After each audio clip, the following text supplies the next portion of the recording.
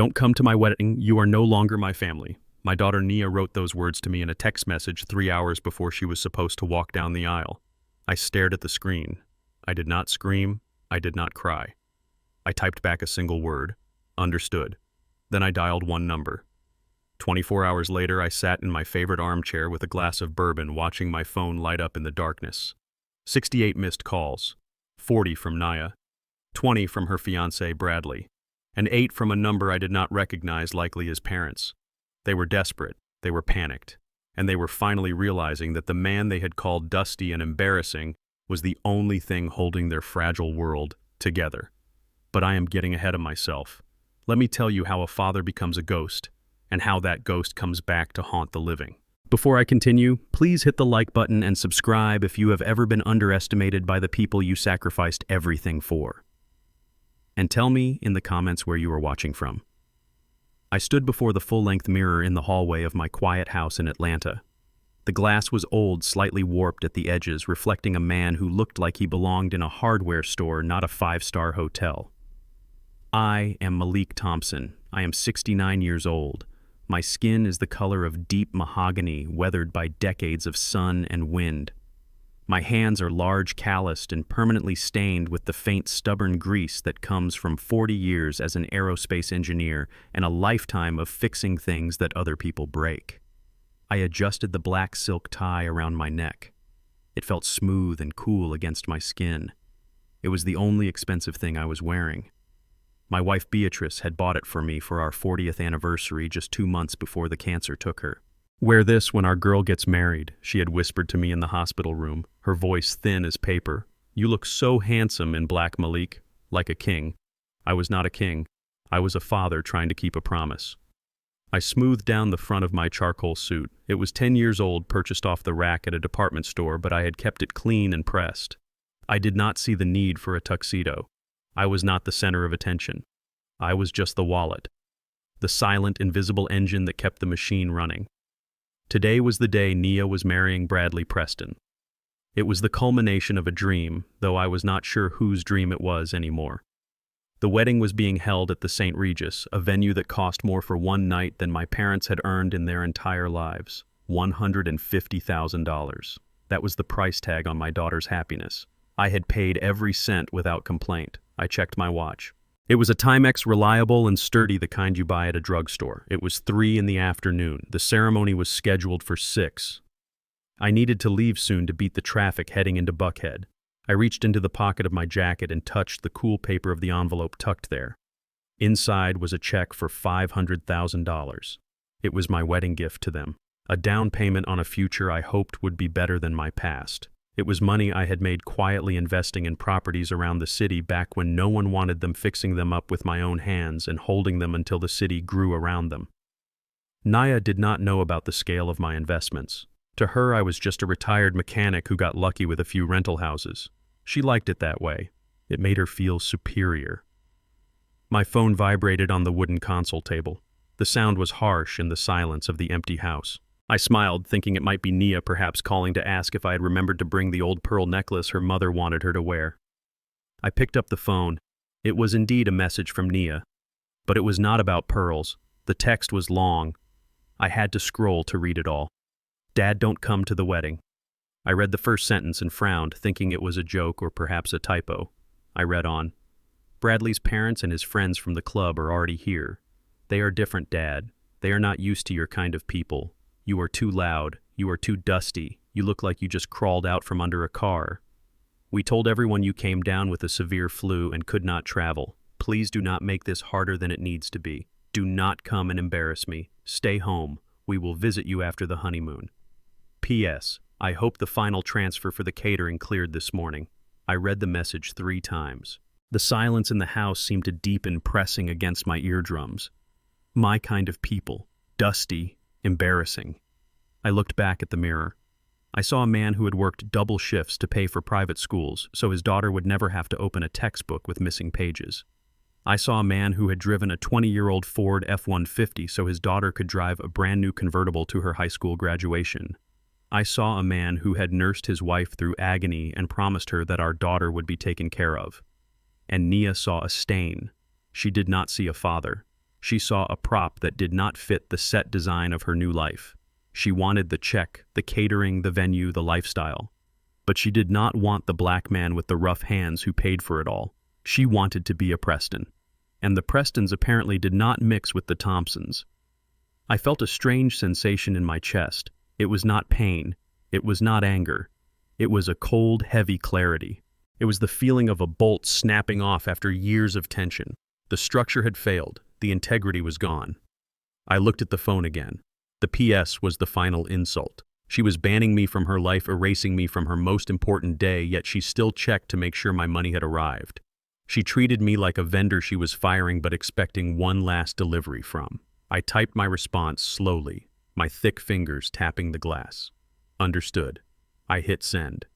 Then I turned off the screen. I did not call her. I did not beg. I did not ask why. I knew why. She had chosen a side. She had looked at the Prestons with their country club memberships and their white smiles and their stories of old money, and she had looked at me, and she had made a calculation. She thought I was the liability. She thought she was trading up. I took off the silk tie. I folded it carefully, running my thumb over the fabric one last time, feeling the ghost of Beatrice's touch. I placed it back in its box. Then I took off the suit jacket. I hung it in the closet. I unbuttoned the white shirt, the collar stiff and uncomfortable. I changed into my old fishing clothes, a faded flannel shirt, comfortable jeans stained with oil and earth, and my work boots. I felt like myself again. I walked to the kitchen and poured the coffee down the sink. Then I went to the basement door. This was not a finished basement with a game room or a home theater. This was a workspace. The air smelled of sawdust, motor oil, and old paper. It was my sanctuary. Against the far wall, behind a stack of old tires, was a heavy steel safe. It was fireproof, waterproof, and heavy enough to crush a man. I spun the dial. Left, right, left. The tumblers clicked into place with a satisfying, heavy sound. I pulled the handle and the heavy door swung open. Inside were stacks of documents, deeds to properties, certificates of bonds, and thick ledgers. I reached for a red folder. On the tab, written in my own handwriting, were the words Project Nia. I carried the folder to my workbench and switched on the overhead lamp. I opened it. It was a comprehensive record of every cent I had spent on her since she turned 18. Tuition for the private high school, tuition for the Ivy League university, the down payment on her first condo, the car, the monthly allowance she called a stipend, the credit card bills she said were for networking, and finally the wedding, the deposits for the St. Regis, the florist, the band, the dress designer in New York. I ran the numbers in my head. I didn't need a calculator. I was an engineer. Numbers were my language. Over the last 10 years, I had poured nearly $2 million into constructing the life of Nia Thompson. I had built the pedestal she was standing on.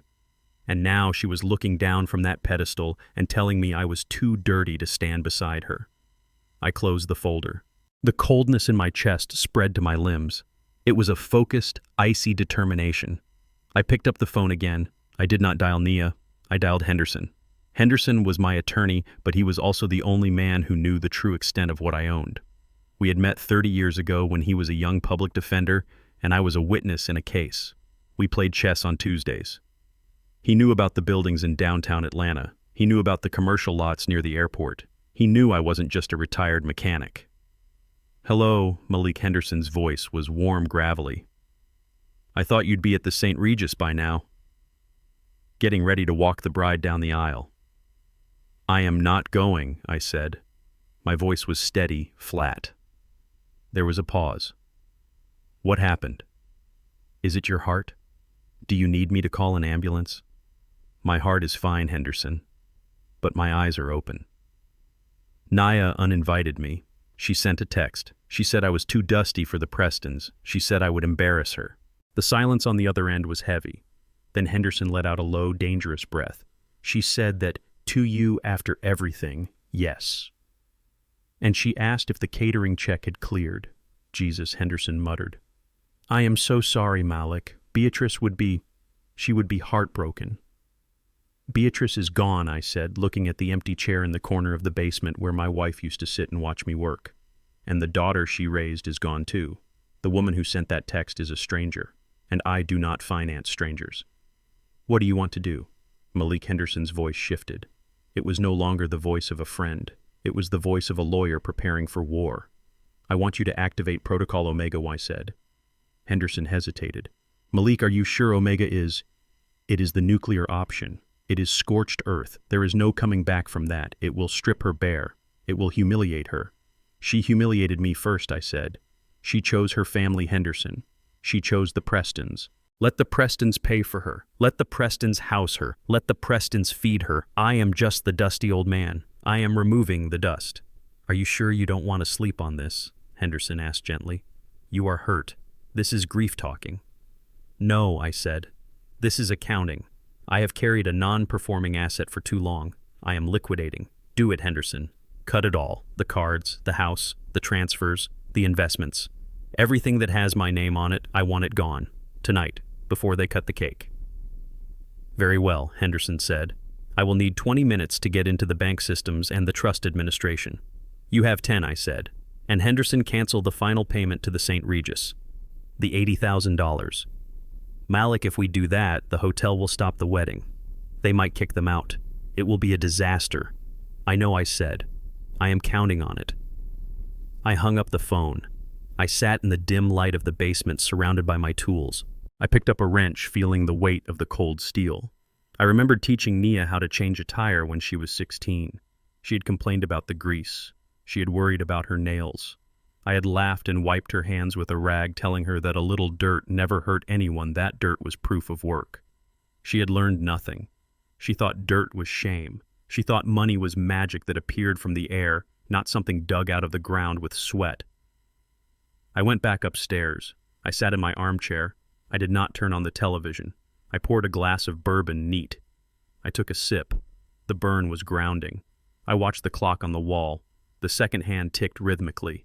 Tick, tick, tick. 4 o'clock. Henderson would be logging into the secure banking portal. He would be accessing the black card account, the limitless American Express Centurion card I had given Nia for emergencies, which she used for handbags and spa days. He would be clicking the button marked Report Stolen Lost. He would be flagging all activity as unauthorized. 4:10. Henderson would be contacting the property management company for the Buckhead estate, the house Nia and Bradley lived in. They told their friends they owned it. They told their friends I had bought it for them as a gift. I had not. I bought it as an investment. It was in my name. They were tenants on a $0 lease, a lease that had a clause, tenancy at will of the owner. I was the owner. Henderson would be drafting the eviction notice. He would be scheduling the locksmiths. 4:20. Henderson would be calling the corporate finance department of the St. Regis. He would be revoking the authorization for the cashier's check. He would be informing them that the funds were frozen pending an investigation into elder abuse and financial coercion. That was a nice touch, Henderson had suggested once. If they claim you are senile, use it against them. If I am too old and confused to be at the wedding, surely I am too old and confused to authorize an $80,000 payment. I took another sip of bourbon. I imagined the scene at the hotel. Nia would be in the bridal suite surrounded by bridesmaids in pastel dresses, perhaps sipping champagne. Her phone would be buzzing with congratulations. She would be feeling triumphant. She had successfully hidden her embarrassing father. She was about to become Mrs. Bradley Preston. She was ascending. And then the first card would fall. It started at 4:45. My phone lit up. It was a notification from the bank app. Primary card ending in 8890, reported lost. Subcards deactivated. 5 minutes later, my phone rang. It was Nia. I watched the screen. A picture of her from college smiling popped up. I did not answer. The phone stopped. Then it rang again immediately. I let it ring. Then a text came through. Dad. My card just got declined at the spa. They say it's blocked. Call the bank. I need to pay the makeup artist. I stared at the message. The entitlement was breathtaking. She had just disowned me, yet she was commanding me to fix her credit card so she could look pretty for the people she preferred over me. I deleted the message. 5 o'clock. The phone rang again. This time it was Bradley. I had never liked Bradley. He had a weak handshake, and he never looked me in the eye. He called me sir, with a tone that suggested he was talking to a servant. I let it go to voicemail. Then the text started coming in a flood. Bradley Malik, there's a problem with the hotel payment. The manager is here. He says the funds were pulled. Fix this, now. Nia, Dad. Pick up the phone. The manager is threatening to lock the ballroom doors. This isn't funny. Nia, are you punishing me because I told you not to come? Don't be childish. This is my wedding. You can't do this. I took another sip of bourbon. Childish. She called me childish. I was not being a child. I was being a businessman. I was closing a failing division. 5:30. The ceremony was supposed to start in 30 minutes. The guests would be arriving. The Prestons would be there sipping their cocktails, looking down their noses at the staff. My phone rang again. Unknown number. I suspected it was Mr. Preston. He was a man who prided himself on solving problems, usually by yelling at them. I imagined him standing in the lobby of the St. Regis, his face turning red, realizing that his son's wedding was about to be canceled because the dusty father-in-law had turned off the tap. I did not answer. By 6 o'clock, the missed calls were piling up. The voicemails were filling my inbox. I could imagine the chaos. The manager of the St. Regis was not a man to be trifled with. I knew him. I had been a silent investor in the hospitality group that owned the hotel for 20 years. I knew their policies. No payment, no service, especially for a bill this size. They would not serve the lobster. They would not pour the wine. They would stand with crossed arms and demand a credit card that worked. And I knew the Prestons. They lived on credit and appearances. They drove leased Mercedes. They wore rented tuxedos. They did not have $80,000 liquid. They were drowning in debt, relying on Nia, relying on me to bail them out. They were marrying Nia not for love, but for a lifeline. They thought they had hooked a whale. They didn't know the whale was a shark. At 6:15, a new text from Nia arrived. It was different, desperate. Nia, Daddy, please. They are kicking us out. Mom is crying. Bradley is screaming. Everyone is watching. Please, pay them. I'm sorry. I didn't mean it. Just pay them. I looked at the word mom. She was talking about Bradley's mother. Her own mother, my Beatrice, was in the ground. She was crying over a woman she had known for a year while spitting on the memory of the woman who birthed her. I felt a flash of anger then. Real hot anger. I didn't mean it. The lie was so lazy. Of course she meant it. She meant it until it cost her something. I put the phone face down on the table. I stood up and walked to the window. Outside, the sun was setting over Atlanta, painting the sky in bruises of purple and red. Somewhere in Buckhead, a fairy tale was turning into a horror story. I was not done. This was just the financial shock. The real lesson was yet to come. I had cut the money. Now I had to cut the lie. They needed to know exactly who they had insulted. They needed to know that the man in the dirty truck owned the road they were driving on. I went back to the bedroom. I stripped off my fishing clothes. I showered, scrubbing the grease from my hands until my skin was raw. I did not put on the suit. I put on a pair of clean khakis and a polo shirt. I put on my favorite baseball cap, the one from the local bait shop. I looked like a retiree going to the grocery store. I walked out to my truck. It was a 2004 Ford F-150. It had mud on the tires and a dent in the bumper. It was the truck Bradley had laughed at. "Mr. Thompson, you aren't going to park that thing near the valet, are you?" he had sneered once. I started the engine. It roared to life, a sound I knew and loved. I backed out of the driveway. I was going to the wedding. I was not going to give her away. I was not going to dance. I was going to collect the debris. I drove toward the city lights, my phone still buzzing on the passenger seat like a trapped insect. 68 missed calls, and the night was just beginning. I pulled up to the St. Regis valet entrance 40 minutes later. The scene was chaotic. Guests were standing on the sidewalk looking confused. Some were on their phones. I saw expensive cars idling, unsure whether to park or leave. I rolled down my window. The valet, a young man named Marcus, who I had known for years, looked at me. He didn't see a dusty old man. He saw Mr. Thompson, the man who tipped him $100 every Christmas, and asked about his college grades. "Mr. Thompson," Marcus said, looking relieved to see a familiar face even in a beat-up truck. "It's a mess up there." The manager shut it down. "The groom is screaming at the front desk." "I know, Marcus," I said calmly. "Keep the truck up front. I won't be long." "Yes, sir." I stepped out of the truck. I adjusted my baseball cap. I walked up the marble stairs past the confused guests in their tuxedos and gowns. They looked at me with disdain. Who is this old worker? Why is he here? I ignored them. I walked through the revolving doors into the lobby. The air conditioning hit me cold and crisp. And there they were. Nia was standing near the reception desk, her white dress voluminous and absurd in the middle of the lobby.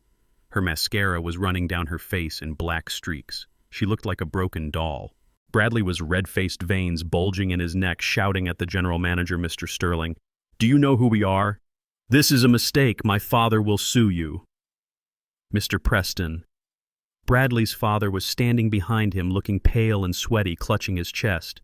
Mrs. Preston was fanning herself, looking around frantically, terrified that someone important might see them being refused service. The lobby fell silent as the heavy doors spun behind me. The sound of my work boots on the polished marble floor echoed. Thud, thud, thud. Nia turned. Her eyes widened. For a second, relief washed over her face. She thought the savior had arrived. She thought the checkbook had walked in the door. "Dad!" she screamed, running toward me, stumbling on her dress. "Dad! Thank God! Tell them, it's a mistake. Pay them so we can go inside." She grabbed my arm. Her grip was tight, desperate. She didn't care about the mud on my shirt now. I looked down at her hands. Then I looked up at her face. "I can't pay them, Nia," I said, my voice carrying through the silent lobby. "I'm just a dusty old man. My kind of people don't belong here, remember?" Nia froze. The color drained from her face. She realized in that moment that I hadn't come to save the wedding. I had come to watch it burn. Bradley turned around. He saw me. He charged over. "You," he spat. "You did this. You froze the accounts. You senile old bastard. Fix it right now or I swear to God." He raised a hand, pointing a finger in my face. I didn't flinch. I just looked at his finger, then at his eyes. "Or you will do what Bradley?" I asked softly. "You will sue me with money you don't have. You will kick me out of a hotel I own." "What?" Bradley blinked. "You don't own anything. You're a mechanic." Mr. Sterling, the general manager, stepped forward. He walked past Bradley. He walked past Nia. He stopped in front of me. He bowed slightly. "Good evening, Mr. Thompson," Sterling said, his voice respectful and loud. "I apologize for the disturbance. Would you like me to have security remove these individuals from the premises?" The silence that followed was absolute. It was heavy. It was the sound of a worldview shattering. Nia looked at Sterling, then at me. "Mr. Thompson," she whispered. "Dad, what is he talking about?" I looked at my daughter. "He's asking the chairman of the board if he wants the trash taken out," I said. "And the answer is yes." This was the moment, the payoff. But it wasn't over. I reached into my back pocket and pulled out a folded document Henderson had given me earlier. "Oh, and Mr. Preston," I said, looking at Bradley's father, who was trying to blend into the wallpaper. "I believe this belongs to you." I held up the paper. It was a foreclosure notice. "Henderson tells me your bank sold your bad debt yesterday," I said, smiling a cold, hard smile. "To a private holding company. My holding company. You have 30 days to vacate your estate. I'm turning it into a community center for at-risk youth. Dusty kids, my kind of people." Mr. Preston gasped and grabbed a chair to steady himself. "And Nia," I said, turning back to my daughter, "the locks on the Buckhead house were changed an hour ago. Your things are on the curb. It might rain tonight. You should probably go cover them." I turned my back on them. I walked toward the door. Behind me, the screaming started, but I didn't look back. I had a fishing trip to plan. I sat in my leather armchair with the glass of bourbon warming in my hand and watched the second hand of the clock sweep past the 12. It was exactly 4:15 in the afternoon. The silence in my house was absolute, but in my mind, I could hear the exact sound of a credit card machine beeping an error message 10 miles away. I closed my eyes and let myself visualize the scene unfolding at the Remed Spa inside the St. Regis Hotel. I knew the schedule. I knew the show. I knew the location. And I knew my daughter. Nia would be sitting in a plush velvet chair wearing a white silk robe that cost more than my first car. She would be surrounded by her bridesmaids, a flock of women who laughed too loud and checked their reflections too often.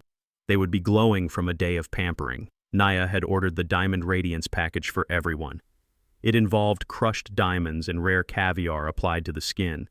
It was a treatment designed to make you look expensive. It cost $5,000.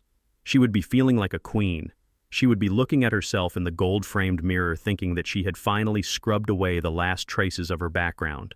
She thought she had washed away the grease of my workshop and the dust of our old neighborhood.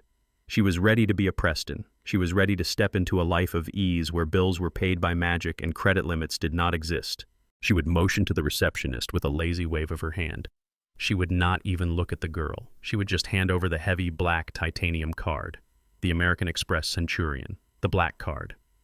It was a myth to most people. It was an invitation-only piece of metal that opened doors and silenced questions. I had given it to her 3 years ago for emergencies. She had defined emergency as front-row tickets to concerts and handbags from Italy. I had never said a word. I had paid the bills every month like clockwork. I was the silent engine beneath her luxury vehicle. The receptionist would take the card with 2 hands. She would treat it with reverence. She would swipe it, and then she would frown. She would swipe it again. She would tap the machine. She would look up at Nia with a mixture of confusion and apology. I opened my eyes and looked at my phone. A notification popped up from the banking app. Transaction declined. Amount $5,200. Merchant Remed Spa. Reason card reported lost or stolen. I took a sip of bourbon. The burn was pleasant. Protocol Omega was live. Back at the spa, the air would be changing. The soft music and the smell of eucalyptus would suddenly feel suffocating.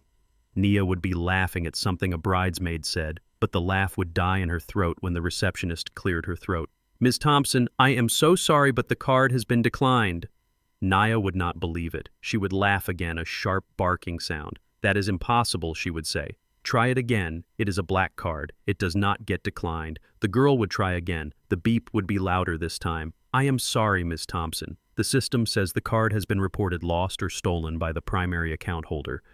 We have been instructed to confiscate it." That was the part that would hurt the most. Confiscate. It was a word for criminals and children.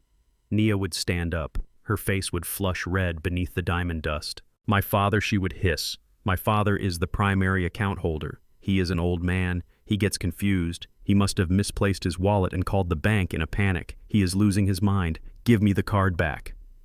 But the receptionist would not give it back. She would follow protocol. She would slide the heavy titanium card into a locked drawer. "I am afraid I cannot do that, ma'am. Bank policy." Nia would turn to her friends. Her bridesmaids would be watching. They were women who judged each other on the brand of their shoes and the size of their rings. They smelled blood. Nia would see the pity in their eyes, and it would burn her more than fire. She would grab her phone. She would dial my number. I watched my phone light up. Nia calling. I let it ring. I imagined her in the lobby of the spa, tapping her foot, her acrylic nails clicking against the screen. "Pick up, Dad. Pick up, you senile old fool." She would leave a voicemail. Her voice would be tight, trying to sound calm but edging toward hysteria. "Dad, you reported the card lost. I am at the spa. Fix this. Call the bank right now and tell them you made a mistake. You are embarrassing me." I deleted the voicemail without listening to it. I knew what it said. She thought this was an error. She thought I was incompetent. She could not conceive of a world where I would voluntarily cut off her supply. I was the well that never ran dry. I was the machine that never broke down. She would turn back to the receptionist. "Fine," she would say, snapping her fingers. "My father is having a senior moment. I will use a different card." She would reach into her purse. She would bypass her own debit card because she knew there was nothing on it.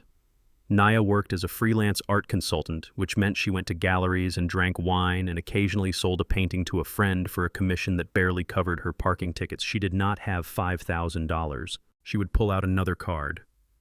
A sleek, silver corporate card. This one belonged to Bradley Preston, her fiancé, her savior, the man she was marrying to escape me.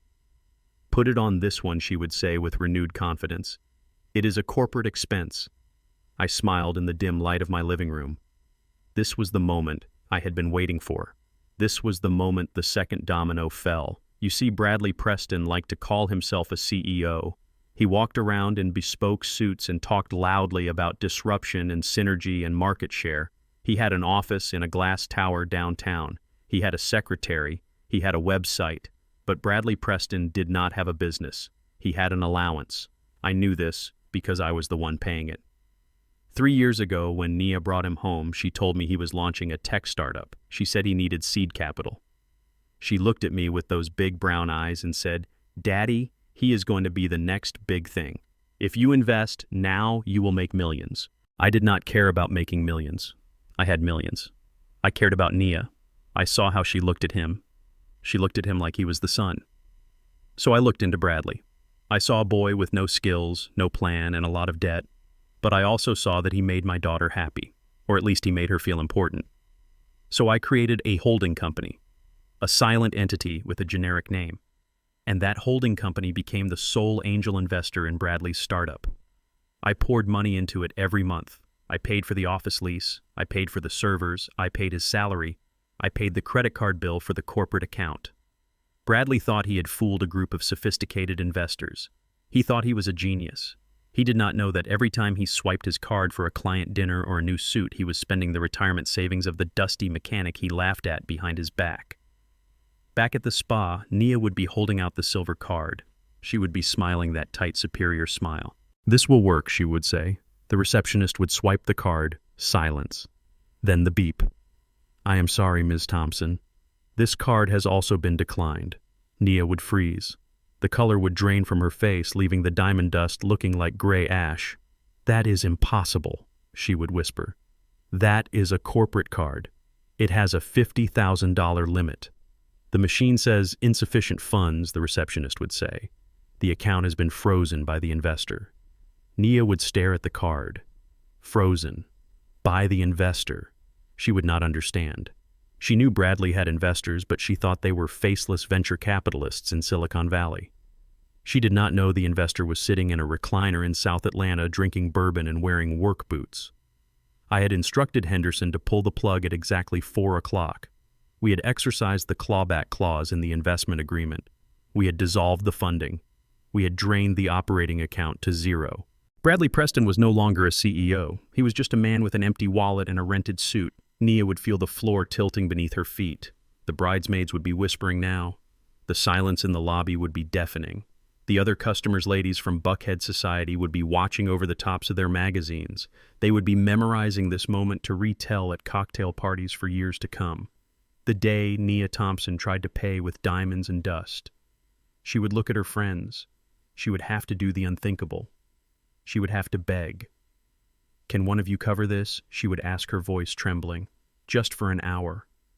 Until I get a hold of Bradley. There is obviously a banking glitch. A system error. I will transfer it back to you immediately." The bridesmaids would exchange looks. $5,000 was a lot of money even for them. It was an awkward amount. It was a loan that smelled like a gift.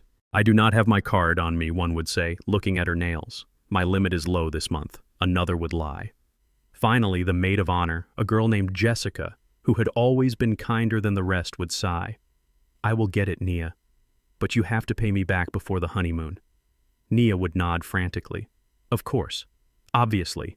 It is just a glitch." Jessica would pay. The transaction would go through. The receptionist would print the receipt. Nia would snatch it, her hands shaking. She would walk out of the spa, her head down. She would feel the eyes on her back. She would feel the shame sticking to her skin like sweat. She had walked in a princess. She was walking out a pauper. She would get into her car. It was a white Range Rover. Another lease. Another bill paid by the dusty mechanic. She would sit in the driver's seat and grip the steering wheel until her knuckles turned white. She would call Bradley. I watched my phone. 5 minutes had passed since the first transaction declined. The second wave was about to hit. My phone rang. It was Bradley. I did not answer. I let it ring. I wanted him to sweat. I wanted him to stare at his phone in the groomsmen's suite, wondering why his corporate card had stopped working, wondering why his access to the company bank account was showing access denied, wondering why the life he had built on my back was suddenly collapsing. He would leave a voicemail too. "Malik, there is a problem. The cards are down. Nia is freaking out. Call me back." It sounded like an order. He still thought he was in charge. He still thought this was a technical difficulty. He did not know it was an eviction. Nia would be driving toward the hotel now. She would be trying to rationalize it. "Dad lost his wallet. Dad is senile. Bradley S. Bank is having server maintenance. It is all a coincidence. It is just bad luck." She would refuse to see the truth. She would refuse to see the pattern. Because seeing the pattern would mean admitting that she was not independent. It would mean admitting that she was a parasite. And Nia Thompson would rather die than admit she needed me. She would arrive at the hotel. She would go to the bridal suite.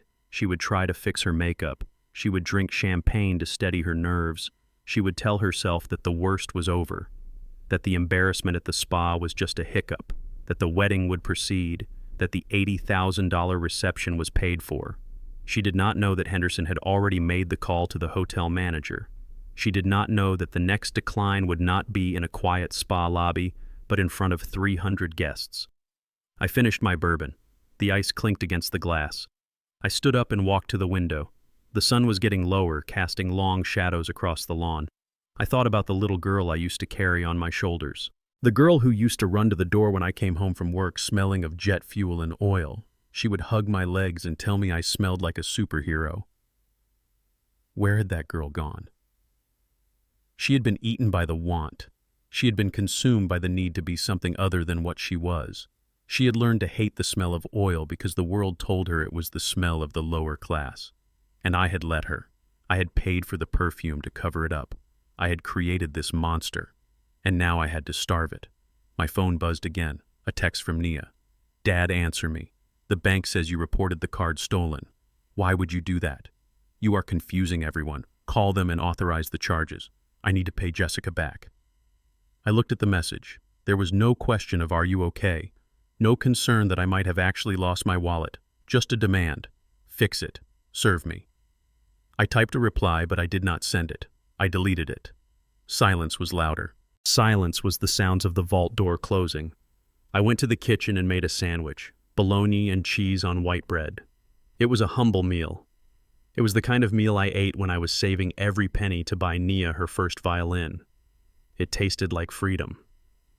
I sat at the table and ate slowly. I thought about the spa again. I thought about the receptionist. I hoped she was having a good day. I hoped she enjoyed cutting up that black card. The first conflict was over. The first blow had landed. Nia was bruised, but she was still standing. She still had hope. She still had the wedding. She still had the house in Buckhead. She still believed that she was untouchable. She did not know that the ground beneath her feet was already gone. She did not know that she was falling.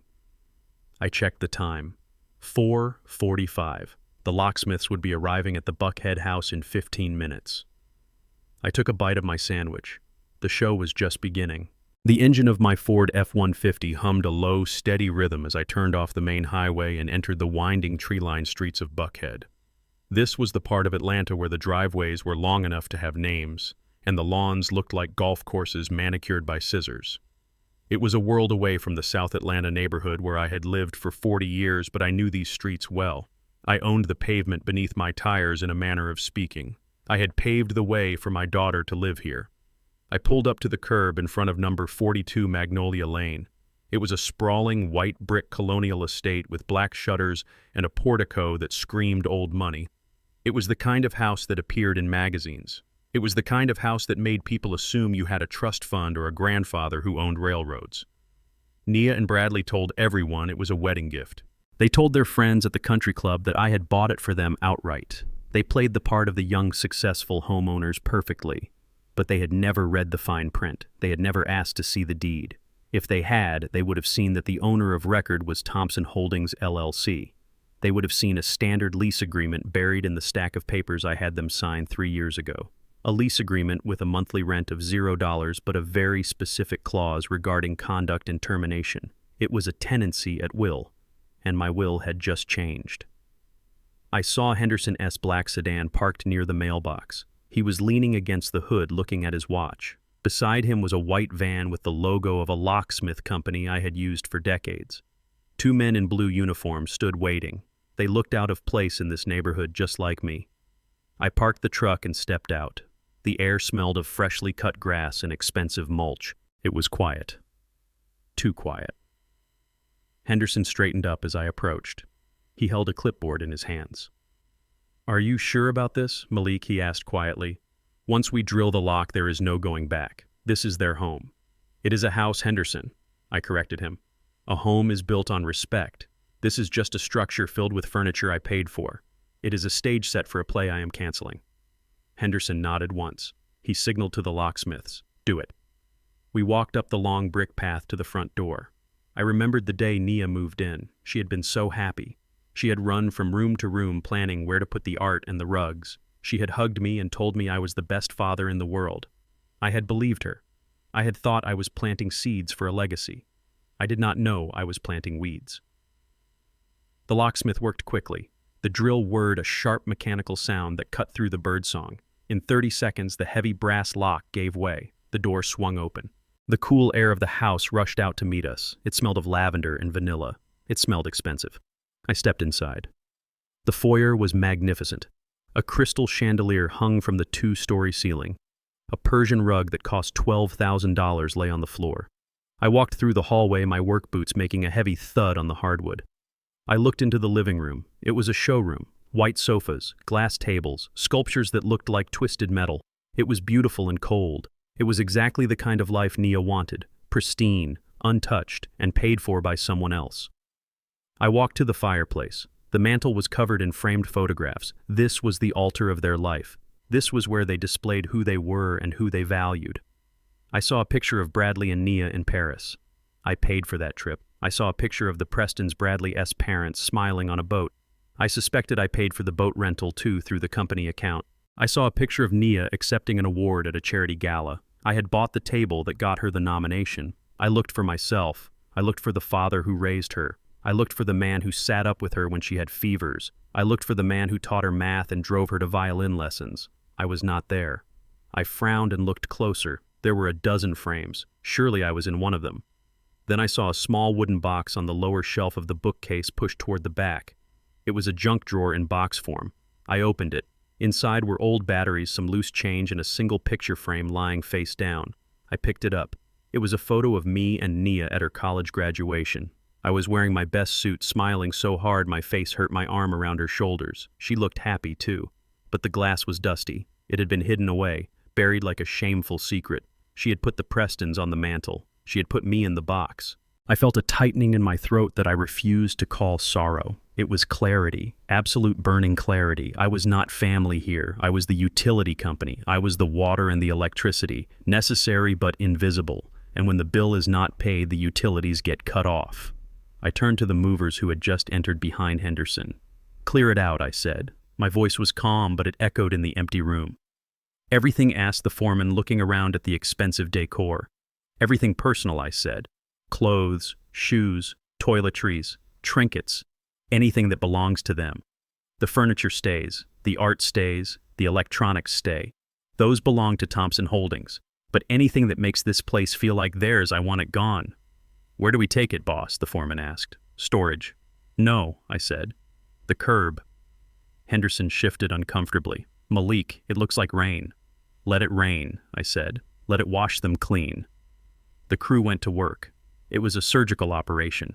They moved with the efficiency of men who were paid well to ask no questions. They went upstairs to the master bedroom. I heard the sound of drawers being pulled open. I heard the rustle of hangers. I stood in the living room and watched. I watched them carry out armfuls of designer dresses. I watched them carry out Bradley's collection of silk ties. I watched them carry out boxes of shoes. They marched past me, a parade of excess. I walked into the kitchen. It was a chef's kitchen with marble countertops and a wolf range that had never been used for anything more complicated than boiling water. On the counter was a bottle of wine, an expensive Cabernet. It was open. 2 glasses sat beside it, stained with red residue. They had toasted to their future here last night. They had drunk my wine in my house and laughed about how they were going to erase me. I picked up the bottle and poured the rest of it down the sink. The red liquid swirled away, disappearing into the drain. I went to the study. This was Bradley's domain. He called it his home office. He played video games here. On the desk was a stack of papers. I glanced at them. They were designs for a new logo for his company.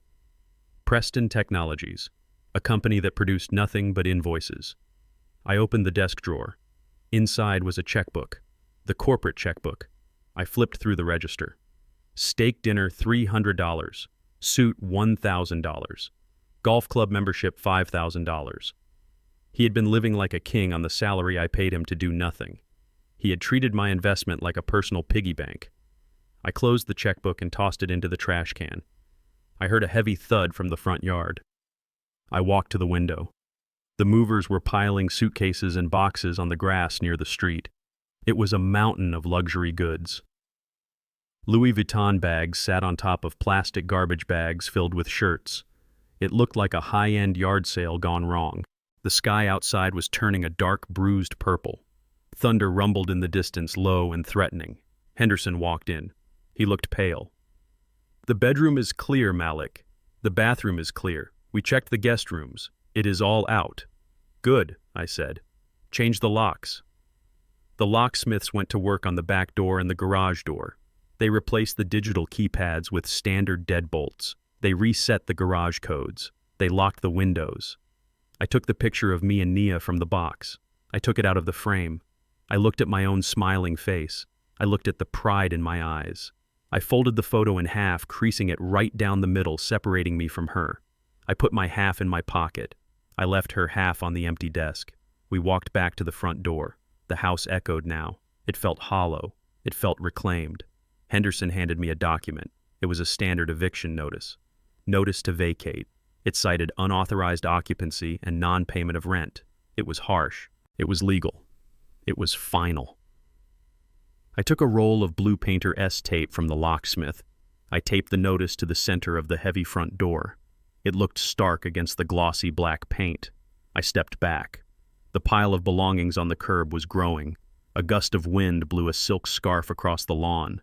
It caught on a rose bush I had planted myself. I looked at the house one last time. I thought about the text message. Your kind of people. My kind of people understood consequences. My kind of people knew that you did not bite the hand that fed you because that hand could also close into a fist. I turned to Henderson. "Let us go," I said. "We have a wedding to crash." Henderson looked at the pile on the curb, then at the sky. "Malik, when they come back here tonight, after the hotel kicks them out, they will have nowhere to go.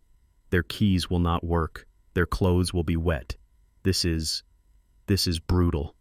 "It is parenting, Henderson," I said, walking toward my truck. "I am teaching them the value of a roof. I am teaching them that a house is a privilege, not a right." I climbed into the driver's seat of my truck. The leather was cracked and comfortable. It smelled of me. It smelled of hard work. I started the engine. As I pulled away from the curb, the first drops of rain began to fall, heavy fat drops that splattered against the windshield. I turned on my wipers. I did not look back at the house. I did not look back at the pile of expensive clothes getting soaked in the Georgia rain. I drove toward the St. Regis. The second domino had fallen. The safety net was gone. The nest was empty. Now it was time to show them the face of the man they had thrown away. I checked my phone. The missed calls were still coming. The panic was rising. They were starting to realize that the silence from my end was not confusion. It was the sound of a judge passing sentence. I merged onto the highway. The city lights twinkled ahead. They looked like diamonds. Fake diamonds. I was coming for them, and I was bringing the dust with me. I sat in the cab of my truck watching the rain distort the lights of the St. Regis Hotel. Inside that building, in a suite that cost $2,000 a night, Bradley Preston was preparing to marry my daughter. I knew exactly what he was doing because I had paid for the schedule. It was 5 o'clock. The groomsmen would be drinking the Macallan 18-year scotch I had purchased. They would be laughing and adjusting their silk bow ties, and Bradley would be standing in front of a full-length mirror telling himself that he was a king. Bradley Preston liked to call himself a visionary. He described himself on LinkedIn as a disruptor and a tech evangelist. He told anyone who would listen that his company, Preston Dynamics, was on the verge of a breakthrough that would change the logistics industry forever. He used words like synergy and vertical integration. He walked with the swagger of a man who had conquered the world. But Bradley Preston was a fraud. He did not have a product. He did not have clients. He did not have a revenue stream. He had a slide deck and a burn rate. 3 years ago, Nia had brought him to me. She had sat me down at my kitchen table and showed me a presentation on her iPad. She told me Bradley was brilliant. She told me he just needed a runway. She asked me to invest. She did not know that I was already looking for a tax write-off. She did not know that I needed a place to park some capital from a commercial real estate sale. So I agreed.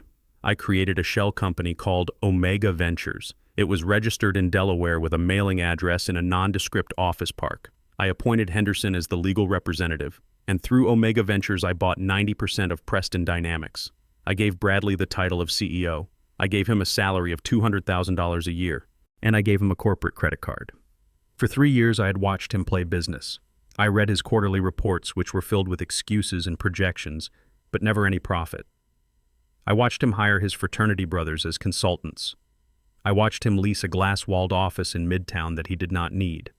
I watched him expense dinners at steakhouses and trips to conferences in Las Vegas where he spent more time at the blackjack tables than in the seminars. He thought he had fooled a group of faceless investors. He thought he was smart. He did not know that the only reason his keycard worked and his paycheck cleared was because the dusty old mechanic he despised was signing the checks. I looked at the clock on my dashboard, 5:05. It was time to fire him. I picked up my phone. I opened the email app. I had a draft saved in the outbox. It was addressed to Bradley Preston, CEO, Preston Dynamics. The subject line was simply, "Notice of immediate dissolution and termination." I read it one last time. It was brutal in its brevity. It stated that the majority shareholder Omega Ventures was exercising its right to liquidate the company effective immediately due to gross mismanagement of funds and failure to meet performance benchmarks. It stated that all company assets were frozen. It stated that Bradley's employment was terminated for cause. It stated that he had 24 hours to return all company property, including his laptop, his phone, and the company car he was currently planning to drive to his honeymoon. I pressed send. Then I opened the banking app for the corporate account. I transferred the remaining balance, $140,000, back to my holding company.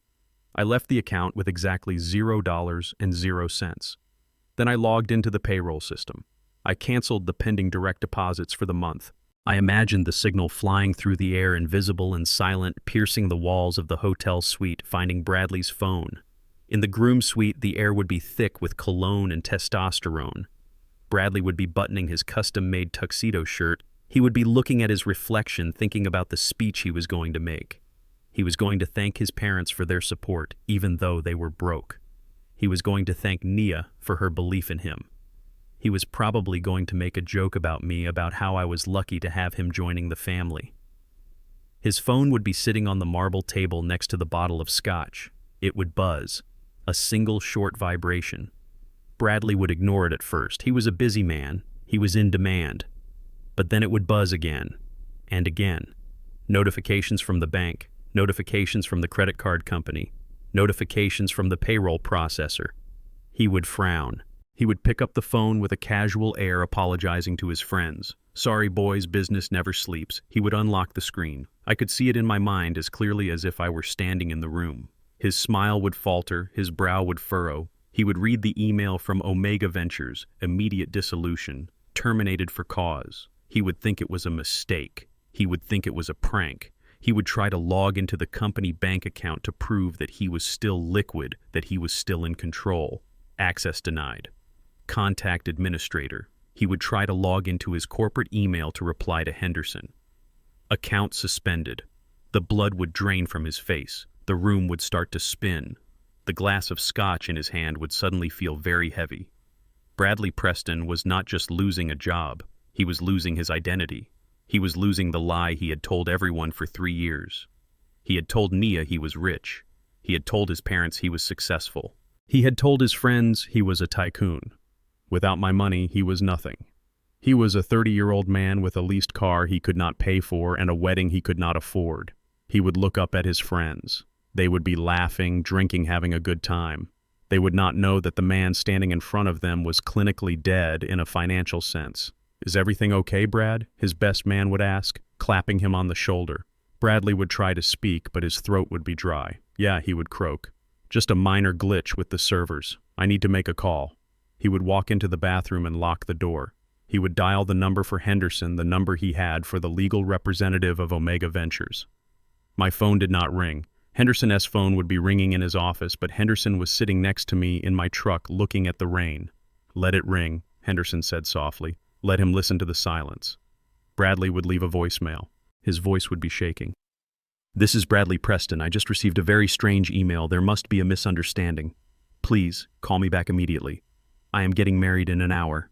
This is not funny." He would hang up. He would stare at himself in the bathroom mirror. He would see the panic in his own eyes. He would realize that the credit card in his pocket, the one he planned to use to pay for the upgrade to first class for their honeymoon, was a piece of useless plastic. He would realize that he had no income, he had no savings, he had spent every dime I gave him on lifestyle. He had zero equity. And then the realization would hit him harder. The wedding. He knew Naya. He knew she loved him, but he also knew she loved the lifestyle he provided, or the lifestyle she thought he provided. If she found out he was broke, if she found out he was fired, if she found out his company was a sham, would she still walk down that aisle? He would feel the bile rise in his throat. He would splash cold water on his face. He would tell himself he could fix this. He would tell himself he just needed to get through the wedding. He would talk to the investors on Monday. He would charm them. He would beg. He would lie. He did not know there was no Monday. There was only today, and today was Judgment Day. He would walk back out into the suite. He would put on his jacket. He would smile a brittle, terrified smile. He would drink a large glass of scotch in one gulp. "Let us go get married," he would say. But the seed of terror had been planted. It was growing in his gut, winding around his spine. He felt naked in his tuxedo. He felt like a fraud, and he was right. I watched the rain run down the window of my truck. I thought about the first time I met Bradley. He had shaken my hand loosely like he was afraid he might catch something from me. He had asked me what I did for a living. I told him I fixed things. He had laughed a condescending little chuckle. "That is honest work," he had said. "Good for you." He had no idea. He had no idea that the hand he was shaking was the hand that wrote his checks. He had no idea that the man he dismissed as a laborer was the chairman of the board that controlled his destiny. He had made the mistake of confusing net worth with self-worth. He thought because he wore a suit he was better than me. He thought because I had dirt under my fingernails I was stupid. He had underestimated the mechanic. A mechanic knows how things work.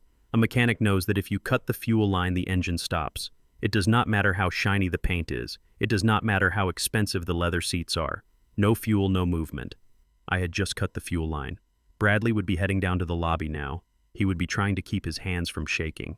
He would be praying that his credit card would work at the bar. He would be praying that no one asked him about business. He would see his father, Mr. Preston, in the lobby. Mr. Preston would be looking nervous too. He was counting on Bradley. He was counting on Bradley as success to save the family estate. He thought his son was a golden goose. He did not know his son was a cooked turkey. I started the engine of the truck. It rumbled beneath me, a comforting vibration. "It is time, Henderson," I said. Henderson nodded. He put his phone away. He looked at me. "Malik, are you ready for this? When we walk in there, when they see you, they are going to lose their minds." "They have already lost their minds," I said, putting the truck in gear. "They lost their minds when they thought they could throw me away like trash. Now I am going to show them that I am not the trash. I am the landfill." I pulled away from the curb and drove toward the entrance of the hotel. I saw the valet stand ahead. I saw the expensive cars lining the drive. Bentleys, Ferraris, Mercedes. They were all just metal and glass. They were all just things. I drove my Ford right up to the front. The brakes squeaked slightly. It was a beautiful sound. I saw Bradley standing just inside the glass doors. He was arguing with the hotel manager. He was pointing at his phone. He looked sweaty. He looked desperate. He looked like a man who had just realized that the ground he was standing on was made of trapdoors. I turned off the engine. I stepped out into the rain. I adjusted my baseball cap. I walked toward the doors. Conflict 2.3 was complete. The CEO was fired. The company was dead. The money was gone. Now it was time for the final lesson. I walked through the revolving doors. I saw Bradley turn. I saw the recognition in his eyes. And then I saw the fear. He knew. Somewhere deep down in his arrogant soul he knew. He knew that the dusty old man had come to collect the debt. I watched the missed call counter on my phone tick upward like a digital scoreboard. 68, 69, 70. The phone vibrated against the leather seat of my truck, a persistent buzzing insect that refused to be swatted away. It was Bradley again. Then Nia. Then the unknown number that I knew belonged to the Prestons. Inside the St. Regis lobby, the air conditioning was set to a crisp 68 degrees, but the atmosphere was boiling. I had not entered yet. I was sitting in my truck parked right in front of the glass doors watching the silent movie unfold. From my vantage point, I could see everything. The panic, the finger-pointing, the disintegration of a carefully curated facade. Naya was pacing near the grand staircase. Her white dress, a custom Vera Wang that cost $12,000, swished around her feet. But the elegance was gone. She was not a bride anymore. She was a project manager whose project was collapsing. She was gesturing wildly at Bradley, her mouth moving in sharp, angry bursts.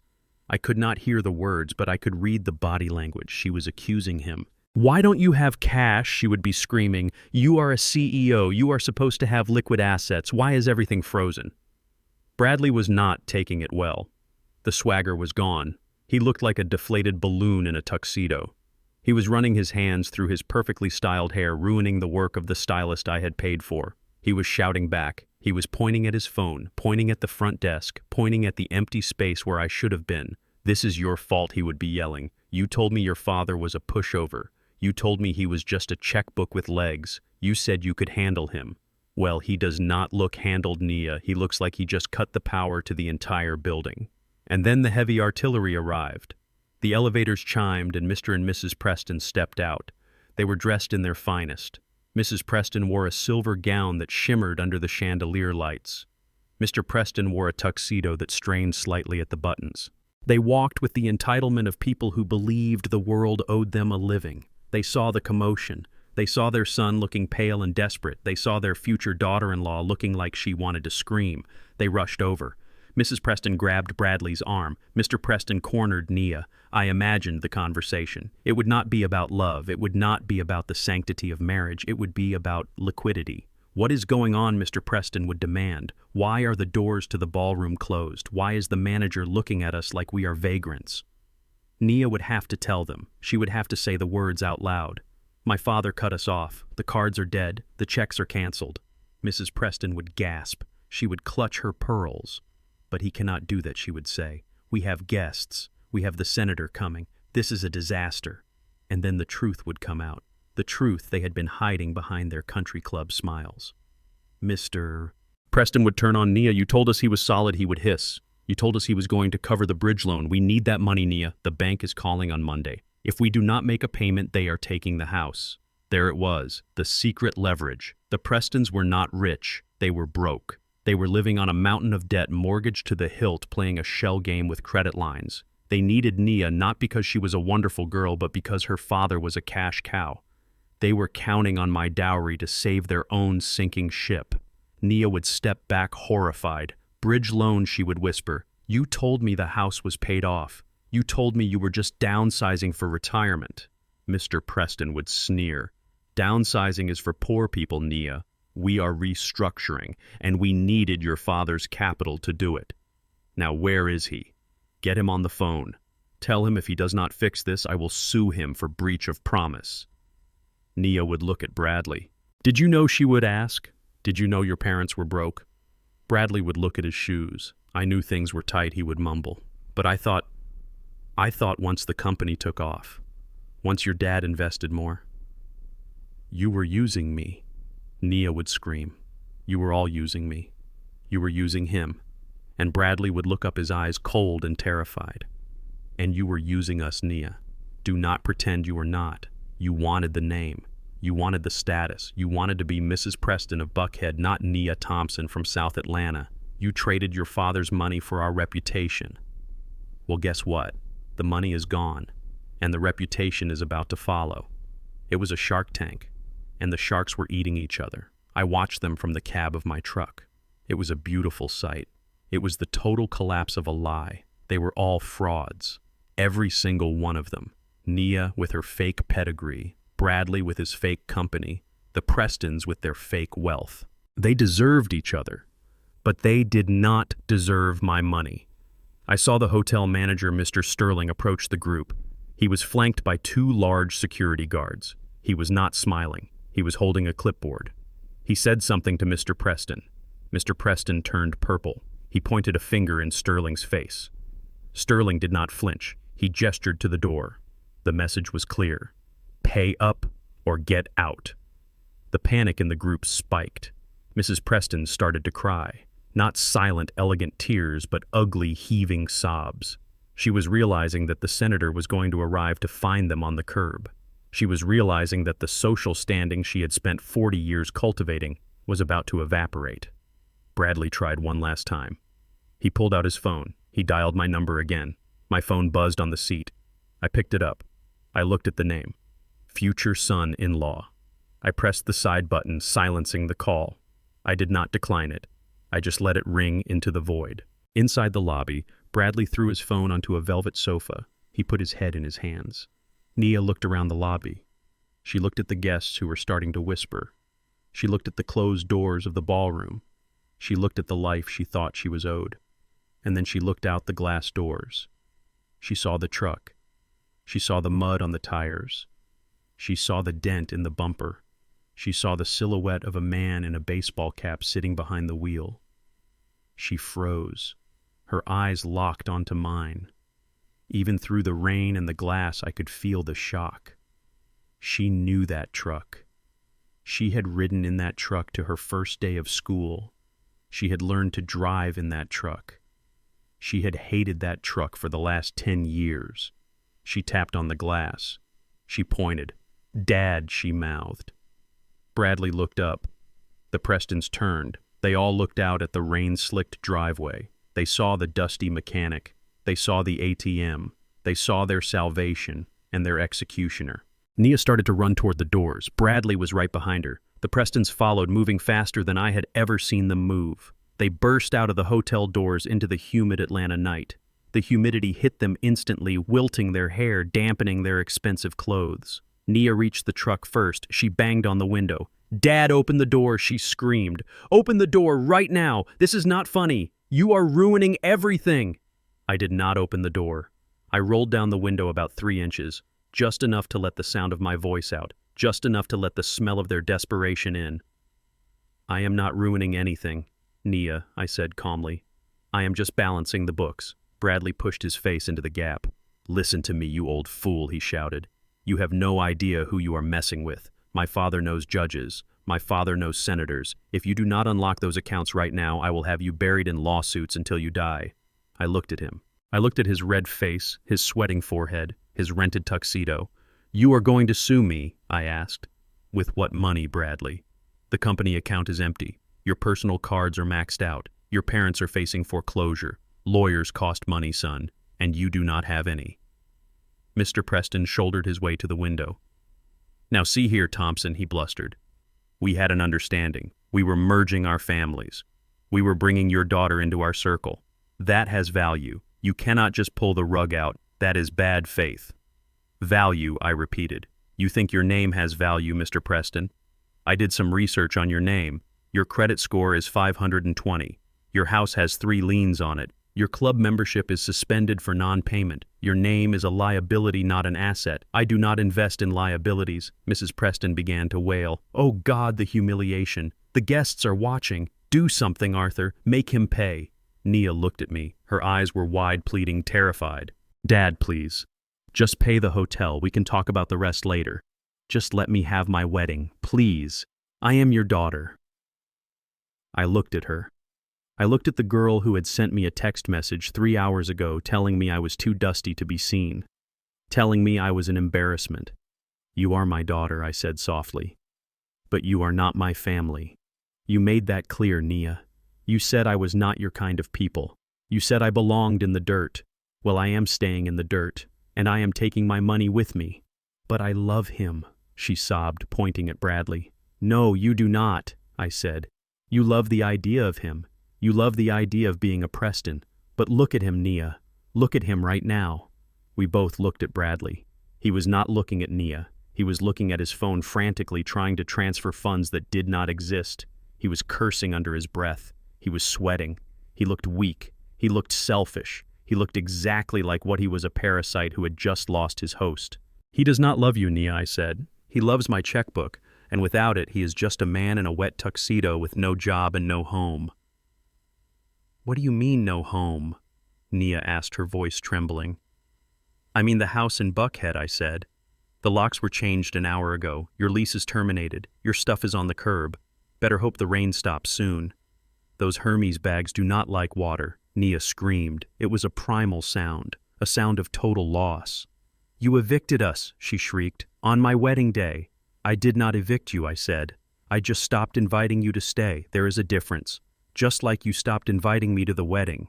Mr. Preston slammed his hand against the door of my truck. "This is outrageous. I demand you fix this. I demand respect." "Respect is earned, Mr. Preston," I said. It is not inherited, and it is certainly not bought with other people's money. I rolled up the window. The glass slid shut, sealing me back into my quiet, dry cab. I could still hear them screaming, muffled and distant like ghosts. I put the truck in gear. I checked my mirrors. I saw them standing there in the rain, a tableau of greed and ruin. The bride, the groom, the parents, all of them wet, all of them broke, all of them revealing their true ugly selves. I did not feel happy. I did not feel sad. I felt clean. I pressed the gas pedal. The truck lurched forward. I drove away from the entrance, leaving them in the rearview mirror, leaving them to explain to 300 guests why the bar was closed and the music had stopped. I was going fishing. And the fish did not care about credit scores or last names. They only cared about the bait, and I had the best bait in the world. I had the truth. The atmosphere inside the lobby of the St. Regis Hotel had shifted from festive anticipation to a suffocating tension that felt heavy enough to crack the marble floors. Outside, the rain continued to hammer against the glass doors, but inside, a different kind of storm was breaking. Mr. Sterling, the general manager, stood near the entrance to the ballroom like a sentinel. He was a man of impeccable grooming and even more impeccable standards. He adjusted his cuffs and checked his watch. It was 6:00 exactly. The ceremony was scheduled to begin in 30 minutes. The guests were already mingling in the pre-function area, sipping champagne that had been poured before the order to stop service was given. They did not know yet that the champagne in their hands was unauthorized contraband. Mr. Sterling signaled to his head of security. Then he walked toward the cluster of people standing near the reception desk. Nia Bradley and the Prestons. They looked like a huddle of shipwreck survivors washing up on a shore that did not want them. Mr. Preston saw the manager approaching and puffed out his chest. He was a man who believed that volume and posture could solve any financial discrepancy. "See here," he began, his voice booming. "We have guests waiting. Open the doors immediately. This glitch has gone on long enough." Mr. Sterling did not slow down. He stopped 3 feet from them, maintaining a professional distance that felt like a chasm. "Mr. Preston." "There is no glitch," Mr. Sterling said. His voice was calm, smooth, and utterly devoid of warmth. "I have just spoken with our corporate finance department. The cashier check for $80,000 provided by Mr. Malik Thompson has been formally rescinded. The funds have been withdrawn." Nia let out a sound that was half gasp, half sob. She grabbed Bradley's arm so hard her nails dug into his tuxedo jacket. "That means," Mr. Sterling continued, raising his voice slightly to cut off Mr. Preston's sputtered interruption, "that the balance for this event is currently outstanding. The total amount due is $80,000. "We will pay it," Mr. Preston shouted. "Of course we will pay it. Just put it on my account. Bill me later. We are good for it."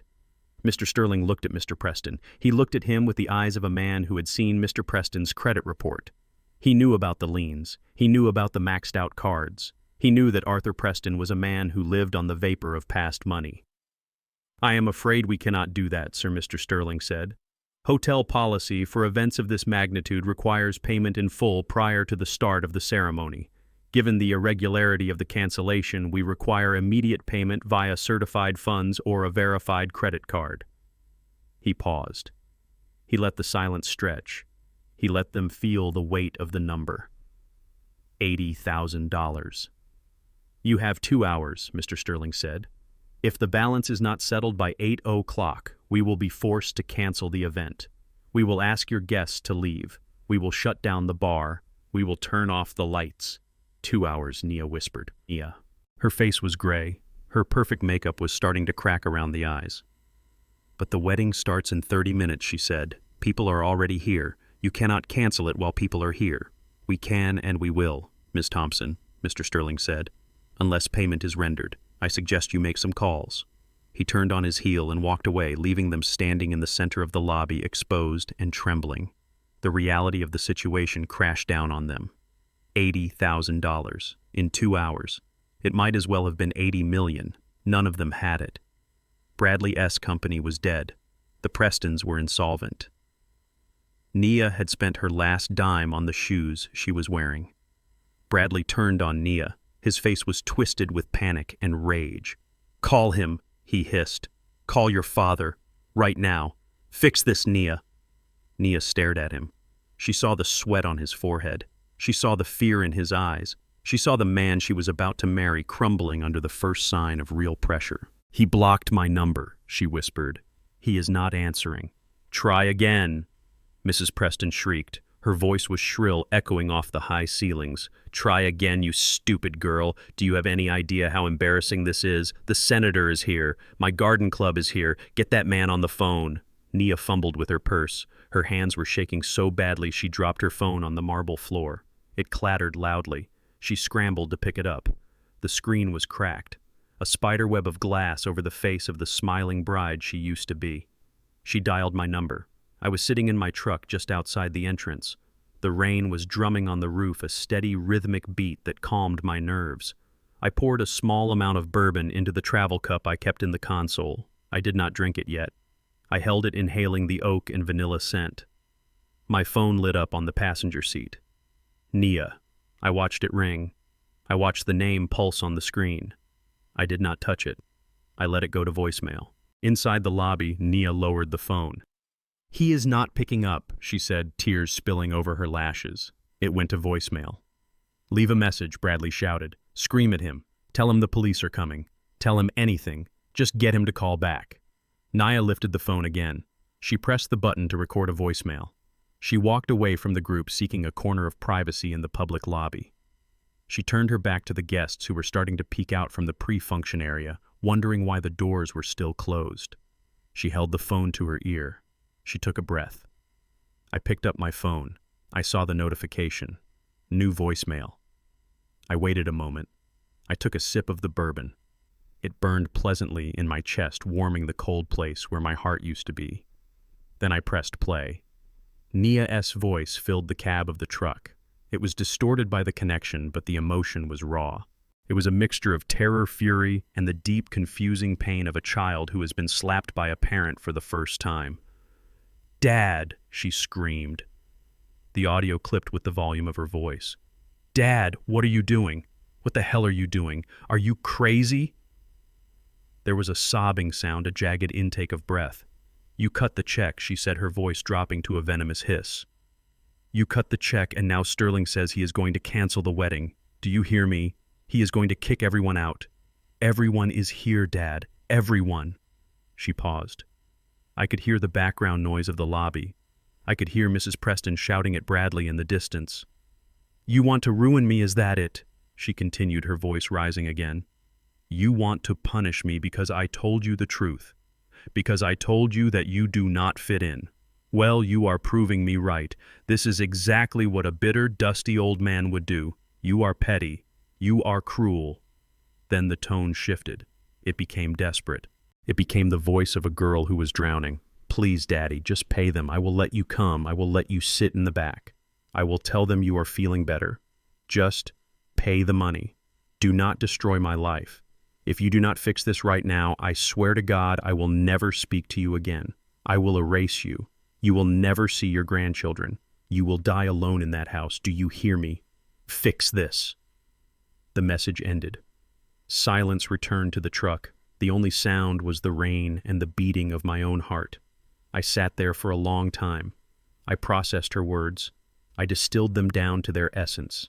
She was bargaining, she was threatening, she was insulting me, but she was not apologizing. She offered to let me sit in the back, as if that were a concession, as if that were a gift.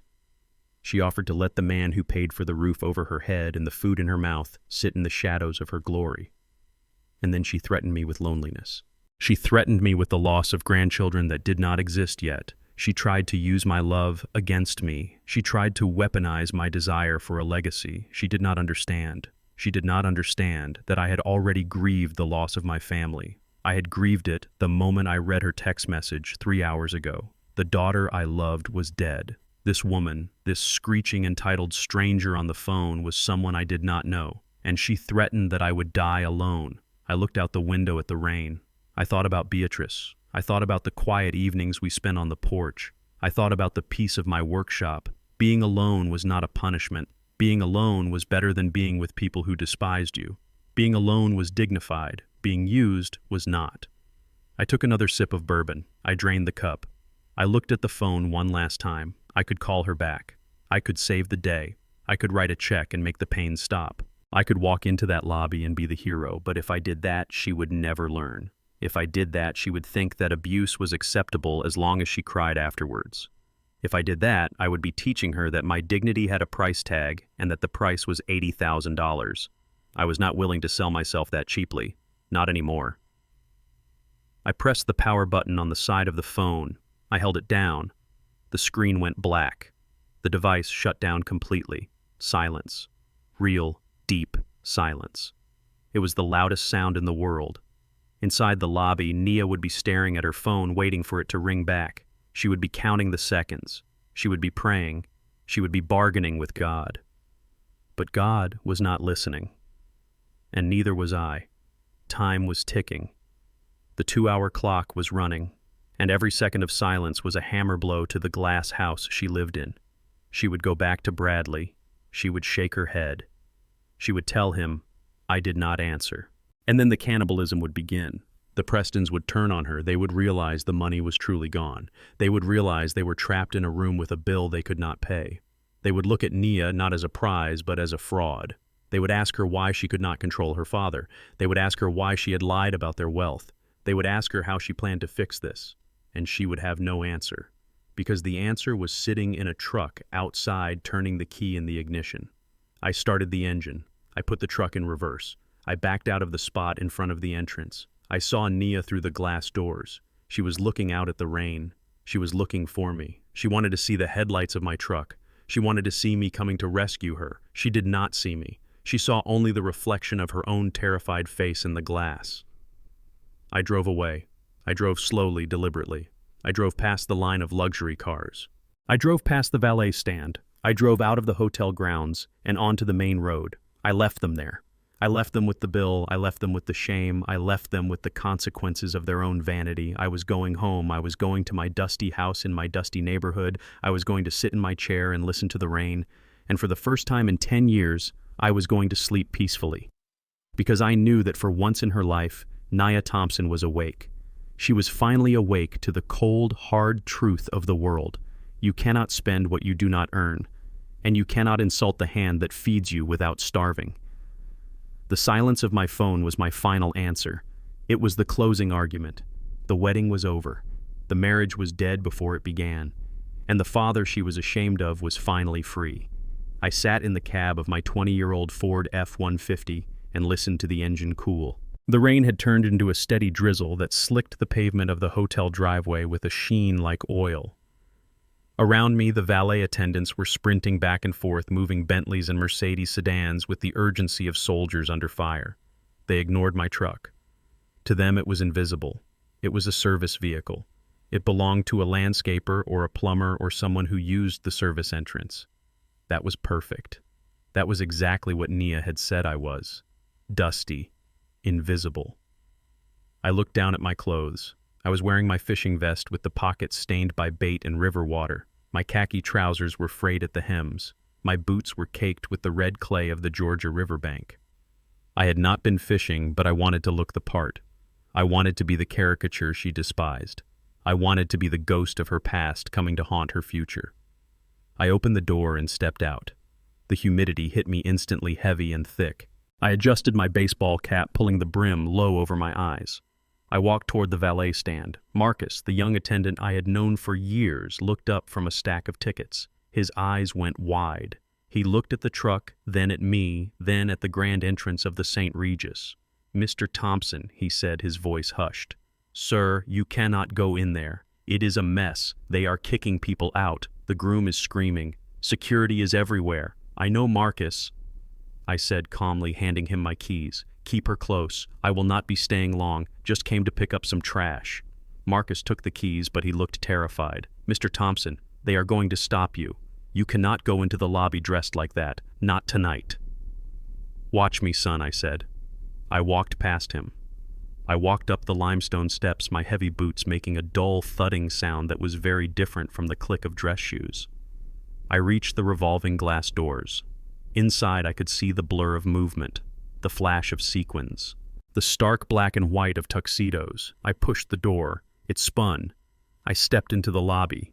The air conditioning was cold enough to freeze breath. The smell hit me first. Expensive perfume, panic, and the metallic tang of adrenaline. The lobby was crowded. Guests were milling about, holding empty glasses, whispering behind their hands. They looked confused and annoyed, like an audience at a play where the actors had forgotten their lines. I walked through them. I did not say excuse me. I did not step aside. I walked a straight line through the center of the room. People turned to look. They saw the mud on my boots leaving faint red prints on the polished marble. They saw the fishing vest. They saw the grease under my fingernails. "Who is that?" I heard a woman whisper. "Is he the gardener? Security should get him." I kept walking. The crowd parted, and then I saw them.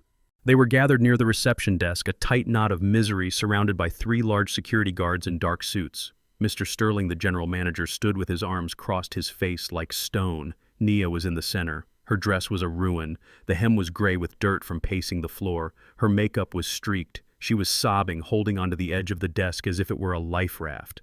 Bradley was pacing back and forth, his hands in his hair, his face a mask of red fury. He was shouting something about lawsuits and rights, but his voice cracked with fear. The Prestons were huddled together on a velvet bench, looking like they wished the floor would open up and swallow them whole. Mrs. Preston was fanning herself with a wedding program. Mr. Preston was staring at his shoes, his bluster completely gone. I stopped 10 feet away.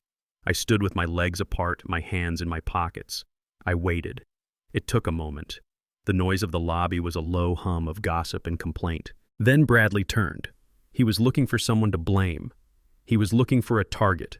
His eyes swept over the lobby and landed on me. He froze. He blinked. He looked at my boots. He looked at my vest. He looked at my face. For a second, he did not recognize me. He saw a worker. He saw a nobody. But then the realization hit him. He saw the eyes. He saw the man who had signed his checks for 3 years.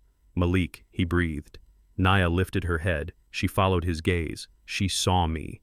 The reaction was immediate. Her face crumpled. A fresh wave of tears spilled over. But there was something else there too. Hope. Blind, stupid, arrogant hope. She saw her father. She did not see the clothes. She saw the wallet. She saw the rescue. "Dad!" she screamed. The sound cut through the lobby, silencing the whispers. Everyone turned, every eye fixed on the dirty man in the fishing hat. "Dad, you came!" she cried, stumbling toward me, her arms outstretched. "Oh, thank God. I knew you would come. I knew you would not leave me like this. Please tell them. Tell them who you are. Pay the bill so we can stop this nightmare." She reached for me. Her hands were manicured, her diamond engagement ring catching the light. She wanted to hug me. She wanted to stain her $12,000 dress with my mud because she thought that mud was made of gold. I stepped back. I did not let her touch me. She stopped confused. Her arms fell. "Dad." I looked at her. I looked at the daughter I had carried on my shoulders. I looked at the woman who had sent me a text message telling me I was not good enough for her new life. "I am not here to pay Nia," I said. My voice was low, but in the silence of the lobby it carried like a bell. "I am just here to see the wedding. You said my kind of people were not welcome. You said I was too dusty. So I came to see if that was true." Nia stared at me, her mouth open. She looked at my clothes. She finally really saw them. She saw the fishing vest. She saw the dirt. "You cannot be here looking like that," she whispered, the old shame rising up even through her panic. "You are embarrassing me. Everyone is looking." I smiled. It was not a nice smile. "I know," I said. "That is the point." Bradley charged forward. He pushed past Nia. He got right in my face. He smelled of sweat and scotch and fear. "You old bastard," he screamed. Spittle flew from his lips. "You think this is funny. You think this is a game. You cut my cards. You shut down my company. You locked us out of the house. You ruined my life." He shoved me. It was a weak shove, the shove of a man who had never been in a fight in his life. I did not move. I stood like a rock in the river. "You ruined your own life, Bradley," I said calmly. "I just stopped paying for the movie tickets." He screamed again, a sound of pure, impotent rage. "Do you know who I am?" he yelled, his voice cracking. "I am a Preston. My family built this city. You are nothing. You are a mechanic. You are dirt. You are going to fix this right now, or I will kill you." The threat hung in the air. The security guards took a step forward, ready to intervene. But I held up a hand. "You are going to kill me?" I asked. "With what?" "Your soft hands, your empty bank account. You are not a Preston, Bradley. You are a pauper. And you are right. I am a mechanic. I took a step closer to him, forcing him to step back. I leaned in so only he and Nia could hear me clearly. "And do you know what mechanics do, Bradley? We take things apart, we look under the hood, and when we see a part that is broken, a part that is useless, a part that is draining the engine, we remove it, and we throw it in the trash." I looked at Nia. I looked at the Prestons. "I have cleaned the engine," I said. "I am done." Bradley stared at me, his chest heaving. He looked around the room. He saw the guests watching him with a mixture of horror and amusement. He saw the security guards waiting to throw him out. He saw his future dissolving in front of his eyes. He looked back at me, and for the first time I saw the truth in his eyes. He hated me. He had always hated me. He hated me because I had what he pretended to have. He hated me because he needed me. "Get out," he hissed. "Get out of my wedding. It is not your wedding," I said. "It is the Hotel S wedding, and you have not paid the rent." I turned to Mr. Sterling. The manager was watching me with a look of recognition. He knew who I was. He knew the name on the investment documents. "Mr. Sterling," I said, touching the brim of my cap, "I apologize for the mess. It seems some refuse was left in your lobby." Mr. Sterling nodded, his face impassive. "Indeed, Mr. Thompson. We were just about to have it removed." Nia let out a sob. "Dad, please, do not do this." I looked at her one last time. I looked at the tears. They were real tears now. Tears of loss. Tears of a child realizing the dark is real. "Goodbye, Nia," I said. "Enjoy the rain." I turned my back on them. I started to walk away. But Bradley was not done. He was desperate. And desperation makes men stupid. He lunged at me. He grabbed the back of my fishing vest. "You are not walking away from me, you son of a bitch," he screamed. That was his mistake. That was the moment the conflict went from financial to physical. That was the moment he touched the man he should have feared. The security guards moved fast. Before Bradley could tighten his grip on my fishing vest, two large hands clamped onto his shoulders and yanked him backward. He stumbled, his dress shoes slipping on the polished marble floor, and nearly fell into a potted palm. He looked ridiculous. He looked like a child throwing a tantrum in a museum. Mr. Sterling, the general manager, stepped between us. He did not look at Bradley. He looked at me, ensuring I was unharmed. I brushed off my shoulder where Bradley had touched me. I acted as if I were brushing away a speck of dirt or a spider web. It was a gesture of absolute dismissal. Then Mr. Preston stepped forward. He pushed past his son, his face purple with a mixture of rage and humiliation. He adjusted his tuxedo jacket, trying to summon the dignity of a man who owned the room. He failed. He looked like a man trying to hold back a landslide with an umbrella. "You are a savage, Thompson," he spat, his voice trembling with a forced aristocratic drawl. "You come in here smelling of mud and fish, and you assault my son. You are nothing but a low-class laborer, an uneducated brute. This is exactly why we did not want you here. Look at you. You are a stain on this evening." Mrs. Preston joined him, clutching her Judith Lieber crystal clutch like a shield. She looked at me with her nose wrinkled as if I were a pile of manure in her rose garden. "Arthur is right," she said, her voice shrill and shaking. "You have no breeding, you have no class. We tried to be polite, we tried to welcome your daughter despite her background. But clearly the apple does not fall far from the tree. You belong in a garage, Malik Thompson, not in the St. Regis." The guests were watching. They had formed a circle around us, a silent jury in black tie and diamonds. They were shocked by the Preston's venom, but they were also looking at me, waiting to see if the insults were true. They saw the mud on my boots. They saw the grease on my hands. Nia stood off to the side, her hands covering her mouth, her eyes wide with horror. She was watching her in-laws insult her father, and she was saying nothing. She was paralyzed by the truth she had tried so hard to hide. I looked at Mr. Preston. I looked at his expensive watch. I looked at his shiny shoes.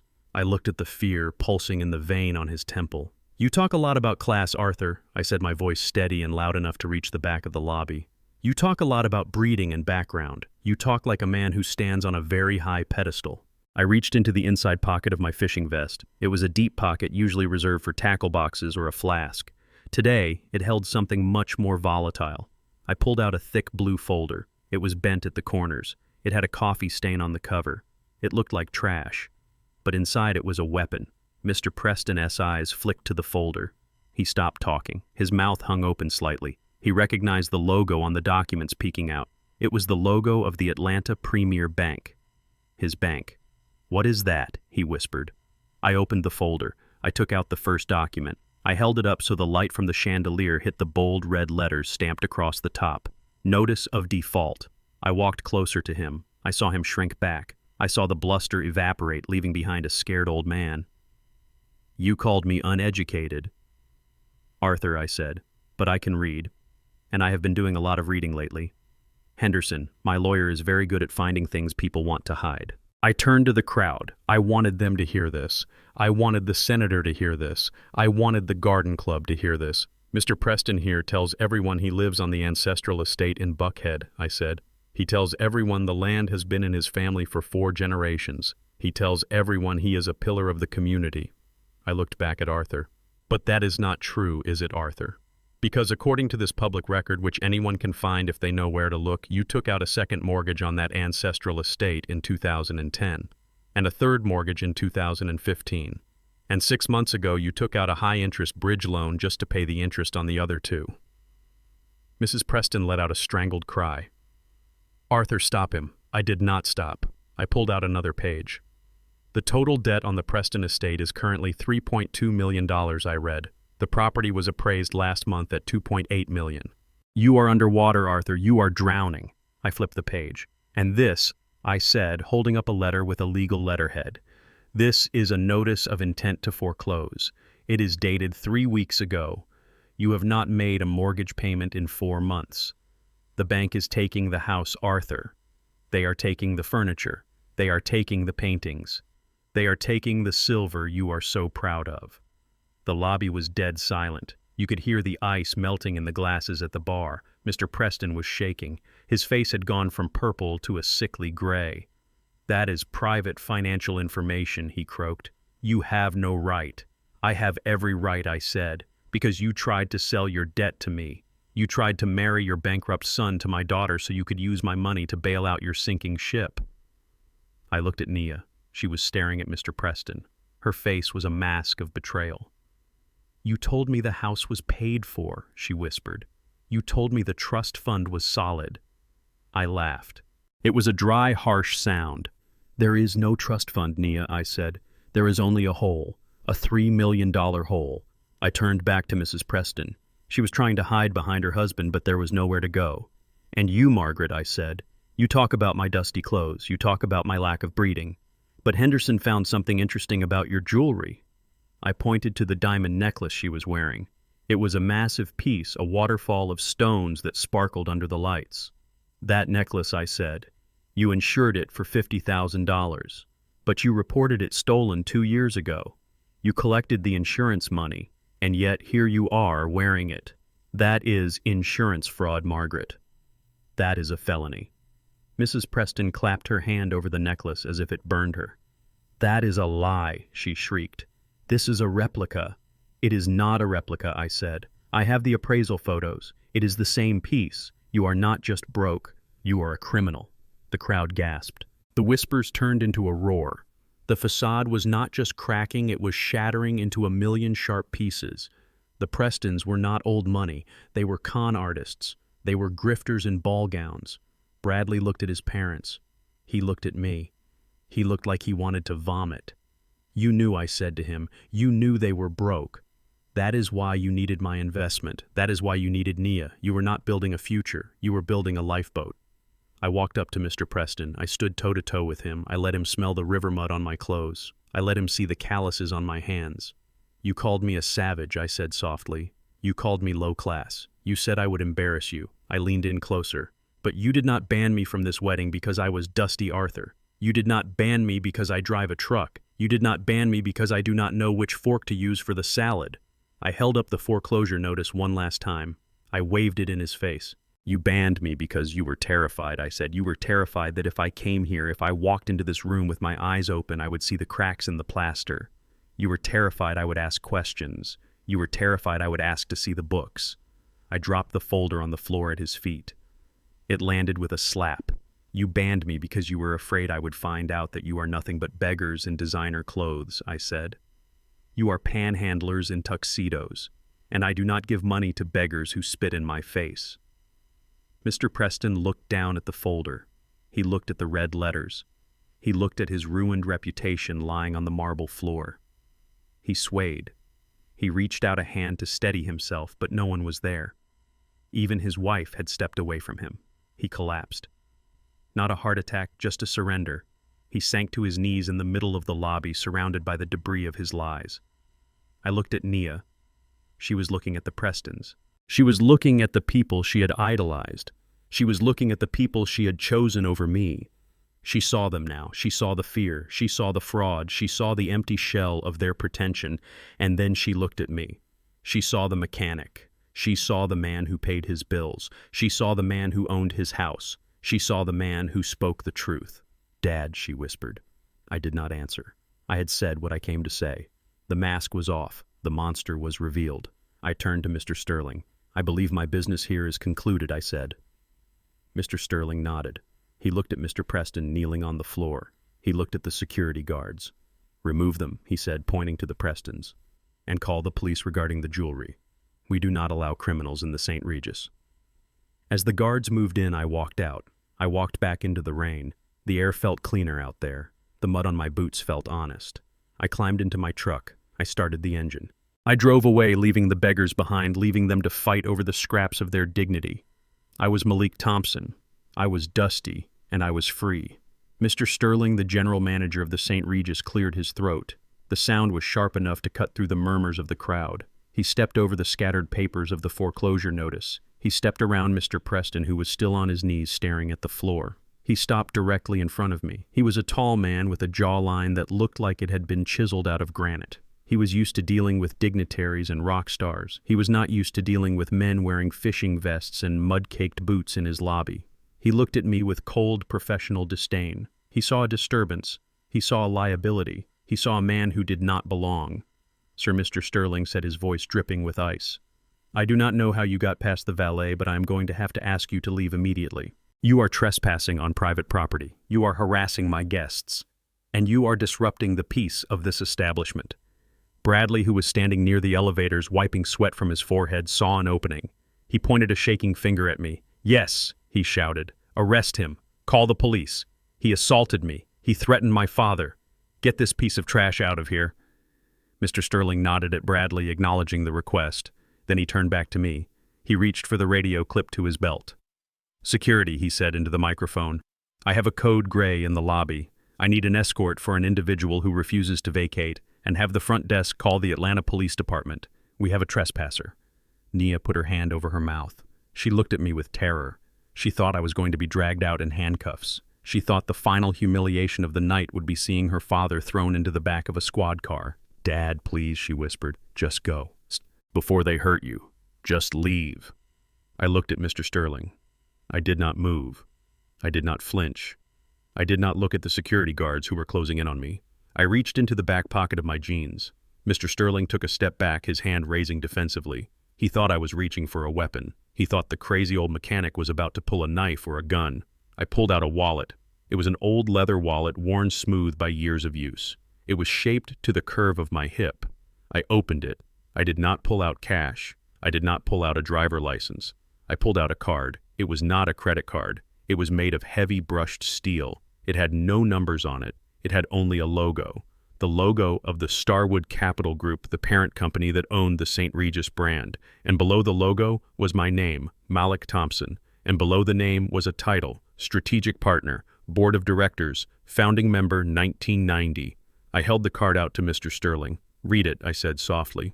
Mr. Sterling hesitated. He looked at the card. He looked at my dirty fingers holding it. Then he reached out and took it. He held it up to the light of the chandelier. He read it. I watched his face.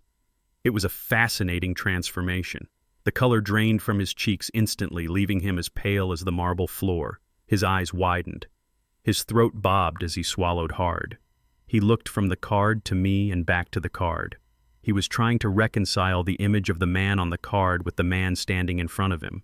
He was remembering the briefings. He was remembering the orientation for senior management. He was remembering the list of names that were never to be disturbed, but always to be obeyed. Thompson, the silent partner. The engineer who had invested in the land deal back when Buckhead was just trees and ambition. the man who owned 15% of the building we were standing in. His hands started to shake. He lowered the card. He looked at me. The disdain was gone, replaced by pure, unadulterated terror. "Mr. Thompson," he whispered. His voice was a squeak. "Sir, I had no idea. I did not recognize you." "I know," I said, taking the card back and sliding it into my pocket. "I am dusty, remember? It is hard to see the owner through the dust." Bradley let out a laugh. It was a nervous, hysterical sound. "What is this?" he asked, looking between us. "Why are you talking to him like that? He is a nobody. Throw him out!" Mr. Sterling spun around. He looked at Bradley with a ferocity that made the young man step back. "Silence," Mr. Sterling snapped. "You will speak with respect." He turned back to me. He bowed. It was not a small bow. It was a deep, respectful bow of a man who realized his career was hanging by a thread. "Mr. Thompson, please accept my deepest apologies. I was not informed of your visit. If I had known, I would have prepared the presidential suite. I would have met you at the door myself. This is an unforgivable oversight."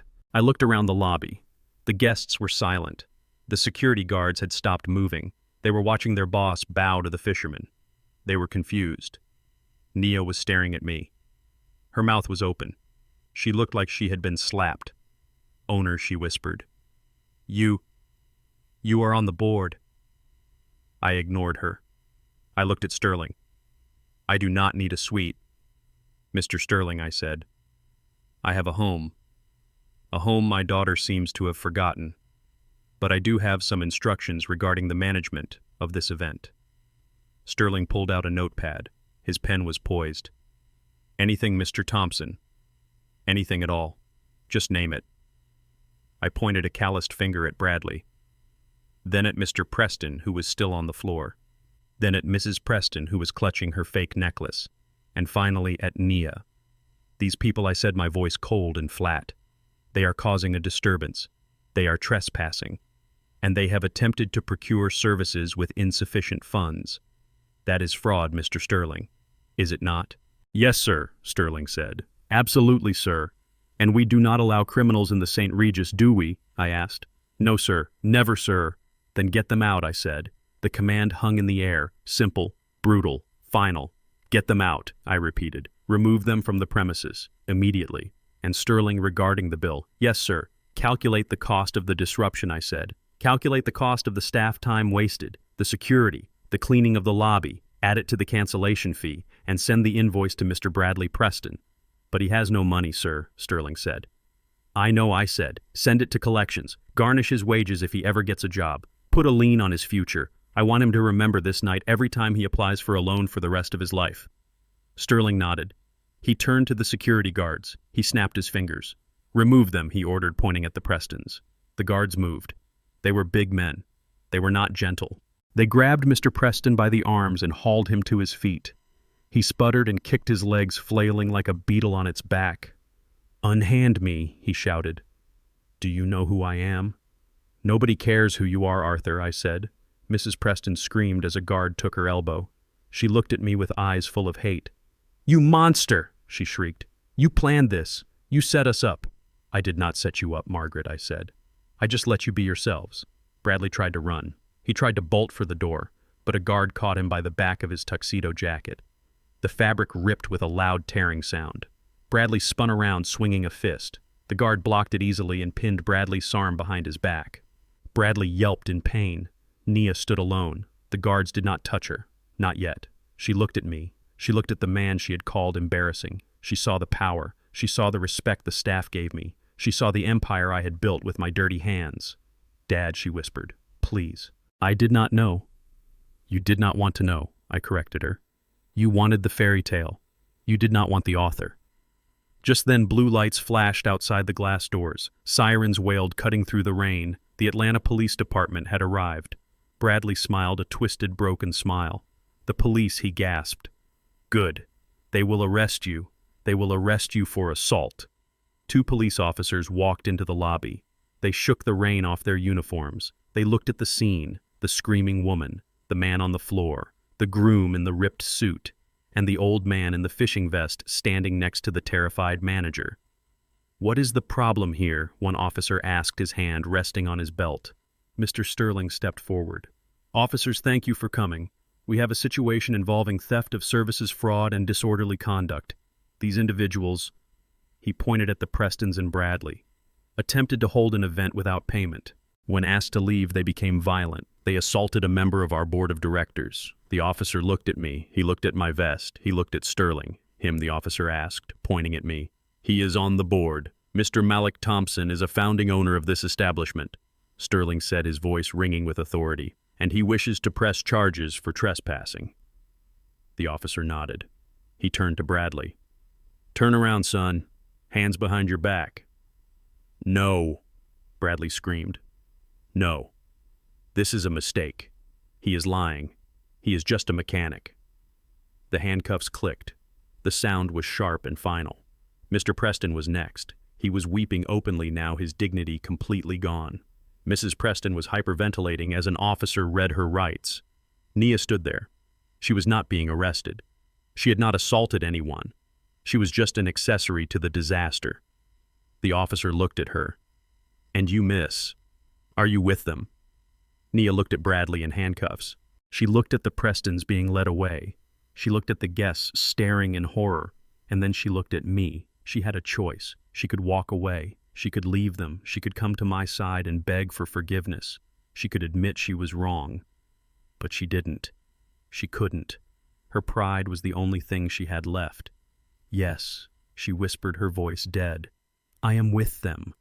Then I suggest you leave the premises, the officer said, before we find a reason to take you too. Nia nodded. She gathered her ruined skirt in her hands. She did not look at me again. She walked toward the door, following the police, following the wreckage of her new family. I watched them go. I watched them get shoved into the back of the police cruisers. I watched Nia stand on the sidewalk in the rain alone while her fiancé was taken to jail. The lobby was silent again. Mr. Sterling wiped his brow with a handkerchief. I am so sorry, Mr. Thompson, he said. Will there be anything else? Can I get you a drink? Can I get you a towel? I looked down at my boots. I looked at the mud on the marble. No, thank you, Sterling, I said. I am just going to go fishing. I walked to the door. The guests parted for me like the Red Sea. They looked at me with awe now. They whispered my name, Thompson, the owner, the power. I did not care. Their respect meant nothing to me. It was as fake as the Prestons' money. I walked out into the night. The rain felt good. It felt real. I climbed into my truck. I started the engine. I had lost a daughter, but I had kept my soul. And as I drove away from the St. Regis, leaving the diamonds and the lies behind, I knew that was a trade I could live with. I sat in my truck with the engine idling and the wipers slapping a steady rhythm against the glass. I did not drive away immediately. I pulled to the edge of the hotel driveway just past the portico where the rain was falling hardest. I watched the rearview mirror. I needed to see the end of the story. I needed to witness the final collapse of the house of cards Nia had built. The police officers had escorted the Prestons and Bradley to the edge of the property line. They had not arrested them in the sense of taking them to jail, but they had removed them from the premises with a warning to never return. They were dumped on the public sidewalk like bags of unwanted refuse. The glamour of the St. Regis was behind them now.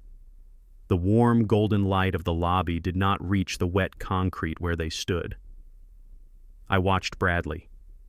The handcuffs had been removed, but he was still rubbing his wrists. His tuxedo jacket was torn at the shoulder. His hair was plastered to his skull by the rain. He looked at his parents. Mrs. Preston was shivering, her silver gown soaked through and clinging to her body. Mr. Preston was shouting into his phone, likely trying to call a driver who would not come because his account was suspended. And then there was Nia. She stood a few feet away from them. Her custom dress was heavy with water. The hem was black with street grime. She was hugging herself, trying to keep warm, trying to make herself small. She looked at Bradley. She took a step toward him. I could see her mouth moving. She was probably asking him what they should do next. She was probably asking him where they were going to sleep. She still thought they were a team. She still thought that the ring on her finger meant something. Bradley turned on her. The motion was sudden and violent. He spun around, his face twisted into a mask of pure, unadulterated hatred. He did not see his wife. He did not see the woman he had promised to love and cherish. He saw the reason for his ruin. He saw the anchor that had dragged him to the bottom. He screamed at her, I could not hear the words over the sound of the rain and my engine, but I could read the venom on his lips. He was calling her a liar. He was calling her a fraud. He was telling her that she was worthless without my money. Nia recoiled. She reached out a hand as if to calm him down. She touched his arm. That was when it happened. Bradley raised his hand. It was not a gesture of defense. It was a gesture of punishment. He struck her. He slapped her across the face with the back of his hand. It was a hard, vicious blow. Nia stumbled back. She lost her footing on the wet pavement and fell hard onto her knees. Her hands splashed into a puddle. Her beautiful white dress absorbed the dirty water of the Atlanta street.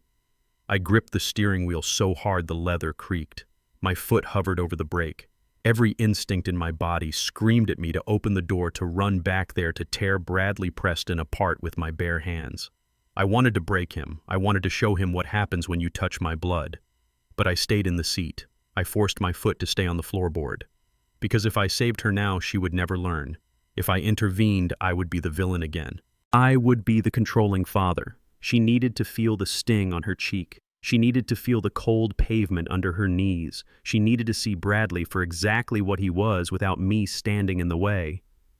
Bradley stood over her. He pointed a finger at her face. "You are a scammer!" he screamed. I could hear him now, his voice cutting through the rain. "You are a dirty little liar. You told me you had money. You told me you had a legacy. You have nothing. You are nothing. Do not follow us. Do not call me. We are done." He turned away from her. A black town car, probably an Uber ordered by his father, pulled up to the curb. Mr. and Mrs. Preston scrambled into the back seat, desperate to escape the rain and the shame. Bradley opened the front door. He did not look back at Nia. He did not hesitate. He got in and slammed the door. The car pulled away. It splashed water onto Nia as it merged into traffic. She was alone. She knelt there on the sidewalk for a long moment. The rain beat down on her. The streetlights reflected in the puddle she was sitting in. She touched her cheek where he had hit her. She looked at the empty space where the car had been. The fantasy was gone. The Preston name was gone. The illusion of love was gone. Then she looked up. She saw my truck. She saw the red taillights glowing in the mist. She knew I was watching. She knew I had seen everything. She scrambled to her feet. Her dress was heavy, dragging her down, but she ran. She ran toward me. She ran with a desperation that broke my heart and hardened my resolve at the same time. She reached the back of the truck. She grabbed the tailgate. She pulled herself around to the driver's side window. Her face was pressed against the glass. Her makeup was gone, washed away by the storm, leaving only the terrified face of my child. "Dad," she sobbed. "Dad, please, open the door." She banged on the glass with her fist. "I was wrong, Dad. I was so wrong. You were right about him. You were right about everything. He hit me, Dad. He left me. Please, I am cold. I want to go home." I looked at her. I looked at the bruise already forming on her cheek. I looked at the mud on her dress. "Home," she said. But she did not have a home. She had made sure of that. She had told me I was not her family. She had told me I was an embarrassment. If I unlocked the door now, I would be teaching her that there are no consequences for betrayal. I would be teaching her that she could spit in my face and I would still wipe her chin. I would be enabling the very weakness that had led her to this sidewalk. She needed to hit rock bottom. And this, as painful as it was to watch, was not rock bottom. This was just the fall. "Dad," she screamed, her voice cracking. "Please, I have nowhere to go. I have no money. Let me in. I will do anything. I will apologize to everyone. Just take me home." I put the truck in drive. I did not look at her. I looked straight ahead at the wet asphalt. "I love you, Nia," I whispered to the empty cab. "And because I love you, I have to leave you here." I took my foot off the brake. The truck rolled forward. Nia screamed. She tried to run alongside the truck, holding onto the door handle. "Dad, no, do not leave me, Daddy." I accelerated slowly. I did not want to hurt her. I just wanted to detach her. She held on for a few steps, her boots slipping on the road. Then she let go. She fell back. I watched in the side mirror. She stood in the middle of the road, her arms hanging by her sides, her white dress glowing like a ghost in the headlights of the oncoming cars. She watched me drive away. She watched the only man who had ever truly loved her disappear into the night. She was crying. I knew she was crying. But the rain hid her tears just as it hid mine. I drove until the St. Regis was a speck of light in the distance. I drove until the Buckhead mansions gave way to the strip malls and gas stations of the highway. My heart felt like a stone in my chest. It was heavy and cold, but it was steady. I had done the hardest thing a father can do. I had let my child burn so that she might one day rise from the ashes. The wedding was over. The marriage was over. Now the real life of Nia Thompson could finally begin. I slowed the truck just enough so she could catch up. I watched her in the side mirror as she stumbled breathlessly toward the driver's side door. Her hands clawed at the handle, but the lock remained engaged. I rolled the window down 5 inches. It was enough space to pass judgment, but not enough space to let her in. Nia gripped the top of the glass. Her fingers were muddy, and her diamond ring looked dull under the streetlights. "Dad," she panted, water dripping from her nose and chin. "Dad, please, I cannot stay out here." Bradley took the car service. His parents took the Uber. "I am alone. Just take me home. I will behave. I promise. I will go to my room. I will do whatever you say. Just take me back to Buckhead." I looked at her with a heavy heart. She still did not understand. She thought this was a timeout. She thought she had been grounded.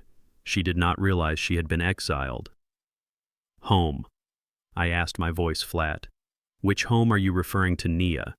Because as of 4 o'clock this afternoon, you do not have a residence." She blinked, wiping rain from her eyes.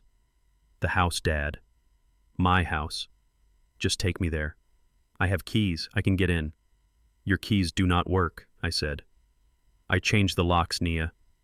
I told you this. The lease is terminated. The eviction notice is on the door. Thompson Holdings has repossessed the property. You are trespassing if you set foot on that lawn." She stared at me. Her mouth opened and closed. "But my clothes," she whispered. "My jewelry. My life." "Your clothes are on the curb," I said.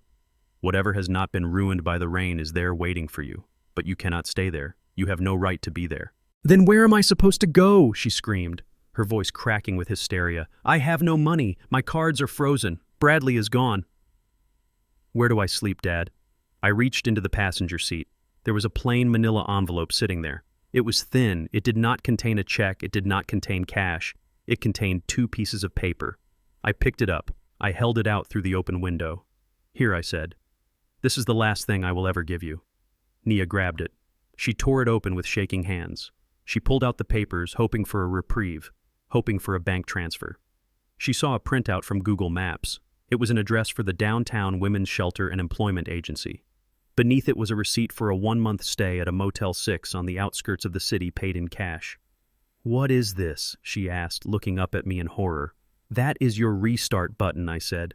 "You want to be a socialite, Nia. You want to be elite. You want to look down on people who work for a living. Well, real elites earn their keep. They build their own empires.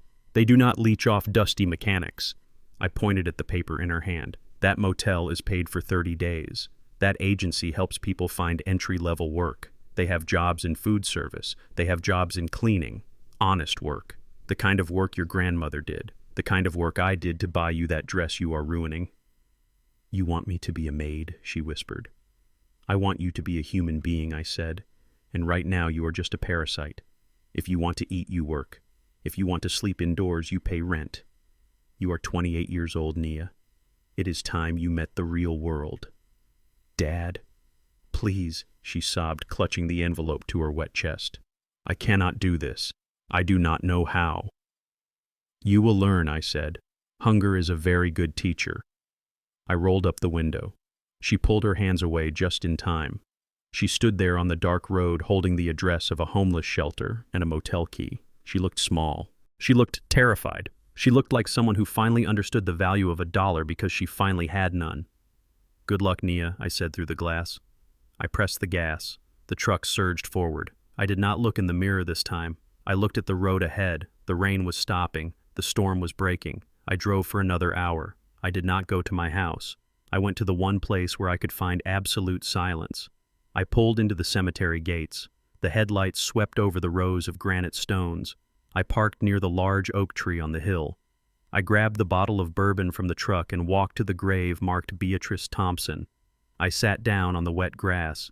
I did not care about the mud. I poured a splash of bourbon onto the earth for her. Then I took a drink myself. "I did it, B," I whispered to the cold stone. I kept my promise. I took care of her. It did not feel like care. It felt like surgery. It felt like cutting off a limb to save a body. But I knew Beatrice would understand. She was a woman who knew the difference between helping and enabling. She knew that sometimes you have to let your children fall so they can learn how to stand up. She chose the lie, B, I said. She chose the mask. I had to tear it off. I had to show her that the man she was ashamed of was the only reason she was standing tall. I sat there for a long time. The night birds started to sing. The city lights glowed on the horizon. I felt a weight lift off my chest. It was the weight of the secret, the weight of the checkbook, the weight of being used. I was alone, but I was not lonely. I was at peace. 1 year later. The sun was rising over the Chattahoochee River, burning off the morning mist. I sat in my folding chair, my fishing rod resting against my knee. The water was calm. The air smelled of pine and damp earth. It was a good day for trout. My phone buzzed in my pocket. I ignored it. I watched the line dance on the surface of the water. I was retired now. Truly retired. I had sold the buildings in downtown Atlanta. I had liquidated the holding company. I had donated the majority of the proceeds to a trade school program for inner-city kids. I wanted to create more dusty mechanics. I wanted to create more people who knew how to build things, not just spend money. I lived in a cabin near the river. I drove my truck. I wore my cap. I was happy. I thought about the report Henderson had given me last week. He kept tabs on things for me, even though I told him I did not want to know. Bradley Preston was working at a car rental agency near the airport. He was living in a studio apartment. His parents had lost the estate and moved to Florida to live in a retirement trailer park. They were still miserable, but they were miserable on a budget. And Naya. I reeled in my line, checking the bait. Naya had not called me in 6 months. The last time she called, she did not ask for money. She asked how I was doing. It was a short conversation. Awkward. But real. Henderson told me he stopped by a diner in East Point a few days ago. It was a small place, a working man's place. He said he saw a waitress there. She was wearing a uniform that was too big for her. Her hair was tied back in a net. She looked tired. She had dark circles under her eyes, but he said he watched her. He saw a customer spill his coffee. He saw the waitress rush over with a rag. He saw her apologize even though it was not her fault. He saw her clean the table with efficient, humble movements. He saw her smile at the customer, a genuine, tired smile, and ask if he wanted a refill. He said her name tag read Nia.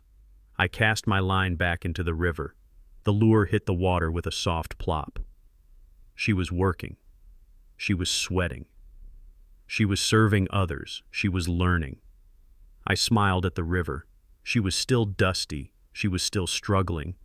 But she was building something real. She was building a character. I would not call her.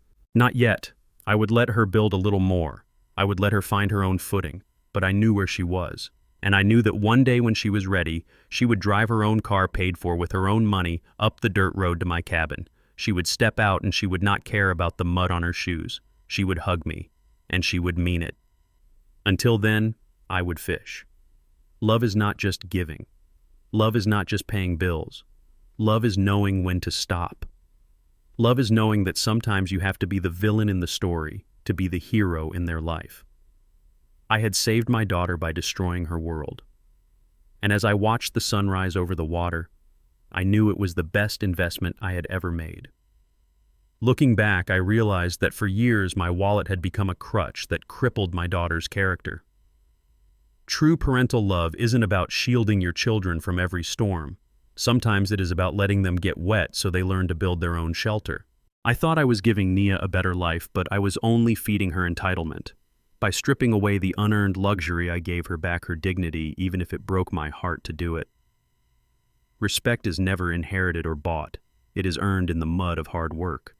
A parent's greatest gift isn't money, but the courage to let their children grow up. If you agree that respect is worth more than any bank account, hit that like button and subscribe for more stories of justice.